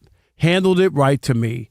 This is it. I'm not playing any longer. You know what I mean? They're not going to drag it out and then another question next year in offseason. Let's hear Aaron Rodgers. Could be your last year. Are you even thinking that right now? Yes. This is it. Yeah, I love Mike T. I mean, I really appreciate the opportunity to come in last year and love my experience with him. And, I thought when he said he was stepping away, that was an emotional moment just because we all love him so much and care about him. And, I thought that that was probably it for me in Pittsburgh. But when the decision was made to hire Mike, I started opening my mind back up to coming back. Okay. And I'm just going to, Kelvin, and I know there's a lot of Aaron Rodgers detractors. Mm-hmm. I've never been one of them. Everybody says I'm in love when I got a man crush on Aaron Rodgers. Anybody named Aaron? Just the Aarons. Just the Aarons. Hashtag no Glenn. But I'll say this. Aaron Rodgers is the greatest thrower of the football from anybody in the National Football League. That doesn't mean he's the most accomplished. I would give that to Tom Brady. But if you're talking about raw skills, Kelvin, throwing the football deep, precision, accuracy, right? Avoiding, in his heyday, avoiding the rush, running for yards upfield, long, short ball over the middle. How many Hail Marys did we see this guy throw? And for people who now would like to, well, he only won one Super Bowl. Okay. Dan Marino didn't win a Super Bowl, and most people think he's one of the greatest. Some people have just pure arm. Right. Not all the Dan other Marino stuff. was unbelievable as well.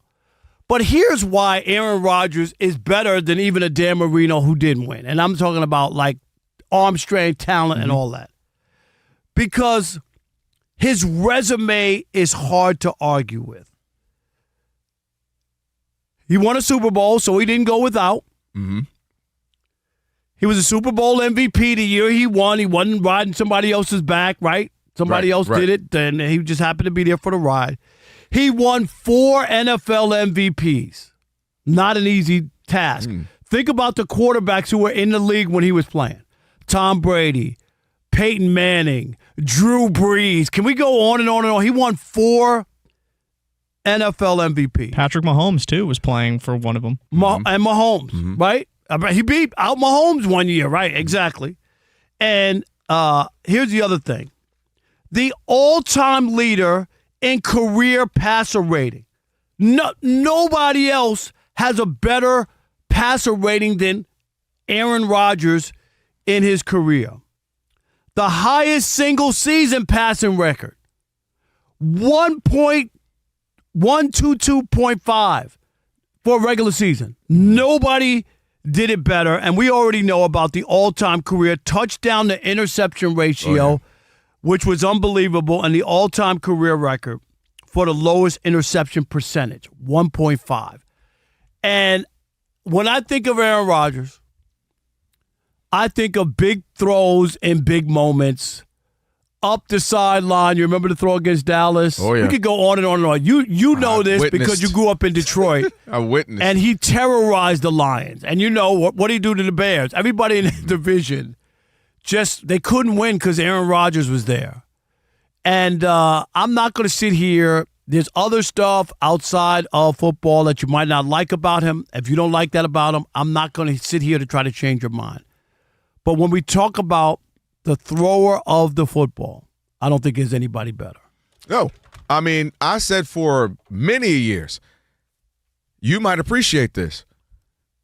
There was a period where I thought he might be the most talented football player I've seen, period. Not just, and you know who my favorite of all time is, Barry Sanders. Right. I mean, just what he was able to do, because I think the last 5-6 years we forget, as you alluded to it, how mobile he was.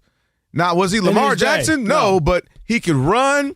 And you know, when we talk about mobility with quarterbacks, it ain't always just pure, what is he running a 40 speed? It's just maneuvering, manipulating the pocket, then his ability to scramble. He had that Russell Wilson, Patrick Mahomes thing where I might not break out for 30, but I know how to get those 11 yards. It's 3rd and 9, I can get that. The annoying for defenses, like, we couldn't get him. He was masterful at that.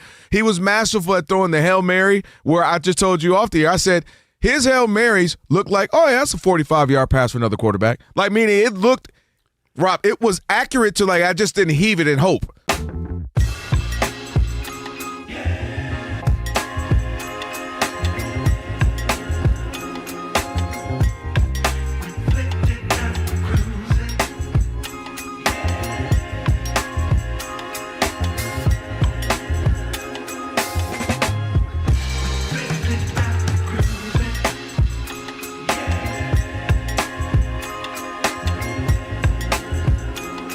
Professional wrestling fans, the action continues every week. TNA Thursday Night Impact every week. Don't miss the adrenaline, the drama, and the total nonstop action as you watch your favorite TNA wrestling stars. For showtimes and more information, visit TNAWrestling.com.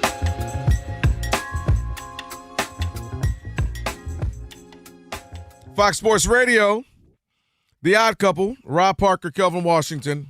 Been a fun, funky flashback Friday. Sometimes it is what it is, you know. If you missed any of today's podcast, be sure to catch the podcast. Just search The Odd Couple wherever you get your podcasts and follow us. Rate it 5 stars, review it, love it, share it, like it, all that good stuff. Just search The Odd Couple wherever you get your pods. You'll find today's full version and a best of version as well. Rob G will get that up soon enough. It is halftime. What was it, 58-51, Rob G? I think it was 58-51. Yeah, 58-51. Absolutely. Halftime, Thunder up in Game 3 of the Western Conference Finals. So if it, I guess, we won't see the rest of it before we get out of here. Well, so quickly, Victor Wembanyama, 19 minutes of action, plus 12. In the 5 minutes he sits, they are minus 19. You know who's plus 20, who's having a heck of a series for them? Caruso. Alex Caruso Lakers playing. legend. I don't know why they let him go, boy. I'll tell you, Lakers was tripping. They let go. Who are the other two big men they let go? McGee, Dwight Howard, like I didn't Rondo. They traded Zubats. That was another. Yeah, that one. was a bad one. A couple of them. All right. Yeah, they were tripping on that. Hey, let's win a championship by playing great defense, and then get rid of all the defender players, and then blame Frank Vogel, who is a defensive-minded coach. Yeah, I don't know what they were doing on that. All right, so Steve DeSager mentioned earlier was talking about who made the most last money. Call, we got last call. I was locked in. My bad. Let's get to last call. This is the last call. My bad.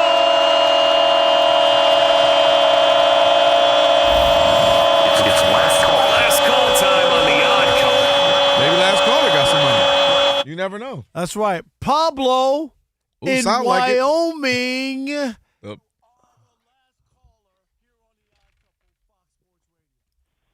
What's up? What's up? Happy Friday, y'all. Happy Friday, Pablo. Good. How are you? God is good. All the time. Yes. Before I begin, I just want to express my condolences to both to the family and friends of Kyle Busch and Rob Bass. Yep. Who just happened to join DJ Easy Rock up in heaven. This week has gone kind of sorrow, to say the least. So anyway, really, Rob G, he really thinks his Lakers can beat down my Spurs, really. Homeboy really said that? He did. I didn't mean to snitch on him, but he did. Look, I mean, first of all, that his Lakers need to focus on building a depth, on building a bench, getting some depth, instead of stargazing for Giannis and Joker and Embiid. Why not look at Dylan Brooks or Evan Mobley, a USC product? I mean, those guys automatically would be the top defenders on the team. Hey, Rob G I don't hung know up what on happened. him. Rob G hung. Rob G, you're so mean. Like, why would you hang up? Hang up on this guy. Dang. I just did what you did. That's a good point. Was that Rick Barry? You have said it about 6 times since I've been here. Rob G, was that Rick Barry on the line? That was Rick Barry. Shout out to Pablo for calling. All right. Give me some game show music, Alex, if Pablo, you can, go please. investigate some journalism. Yeah, that's shout out to all the Pablos. Torre, caller Pablo, Escobar, all the Pablos Francisco. in the world. Francisco. Great comedian. All right. Rob G's cousin, Pablo. Okay. See, Rob, you just had to go right. Oh, shoot. That's gotta be breaking racist. news. I don't even need Steve. Hold on. Breaking news. Carmelo Anthony has on a suit. They told him to Robbie finally put heard one you. on. I know. Robbie heard you. I just said he was look sick like of you everybody complaining. else. Look at like everybody and else. by the way, I saw somebody posted something on social like he always wears those Cartiers, and everybody at the bottom was like, all right, come on, you can wear a suit, Carmelo. We track suited out. Okay, so right. I think enough people, NBC probably, or is it NBC, right? Yeah, it was probably all right, Carmelo. We don't ask much of you, but it's a big series. Can you and throw in a Rob G, suit? real quick, seriously, do you have a cousin named Pablo? My wife's uncle's named Pablo. See, I knew There it. you go. Racist. That was pretty rare. Actually, that made it worse. Just Rob. assumed, Rob. I'm not gonna lie, you made it worse. Because that's literally the prejudice. Like, you prejudged his Rob, family. let me guess, you got a Deshaun in the family somewhere. Let me guess, you got an uncle's Roscoe Jenkins. Alex said I had a cousin Tyrone or Rufus, right? Look at that. There you go, boy. Why is it called Rooflin if you end up on the floor? Exactly. Keeping stereotypes alive. All right, I don't get it. Carmelo look clean, too. I like it. See? That's the problem. He shouldn't have did it because now people going to be like, You use my expecting more. game show music or what? I am going to use it. Well, all right. I'm sorry. Blame Carmelo. All right, so let's pocket watch. Rob G's favorite thing to do is worry about other people's money. OPM, other people's money. I'm down with OPP. All right, so I got to turn this way. We know you are now with OPP. Let me look at so you won't be looking at the screen here. All right, so we got the top 10 athletes who earned the most money this past year. Forbes put it out there. So, Rob, let's go Rob Parker. Name someone on the list till we eliminate. Bad Bunny. Oh, you said athletes. I'm sorry. I mean, maybe he can hoop or something, but he's not on this list. Shohei Ohtani. Shohei No, Ohtani he's not on the list. is on the list at number 5, $127.6 million he made. Now, That is what's crazy insane. is his Dodgers salary is only $2 million. I know. So that just shows you the that's all endorsement. endorsement and everything. He And only I can makes tell you, $2 by the way, million with baseball. 2.6 for on the field, $125 million off. It's just insane. That's insane, Alex. And he's number 5 on He's the number list. 5. All right, Rob G. Ronaldo, so I'll be a soccer player. $300 million at number 1. 235, the opposite for him, on $65 million off. 230. How can one team play somebody 235? And basketball players and football got to have caps? They don't have to have Racist. caps. They do it, but they Racist. don't need it. Right. Come on, Alex, who you got? I'm going to go with Tom Brady. I don't know if he's active players or not. Tom Brady is not on the list. Oh, it's only active players? Or athletes, active athletes. Is Messi on there then? Another soccer player? Messi is on the list. There you go. Messi is at number 3 at $140 million. Crazy. 70 on, 70 off. Steve already read the list. Otherwise, I would ask him, but I'm sure he already All right, has. Rob, keep the G. momentum going. Back to Alex, Rob Parker, who you got? Let's see. Some are obvious. It's kind of sitting there. Right. That's a clue. Patrick Mahomes. No. And you are eliminated.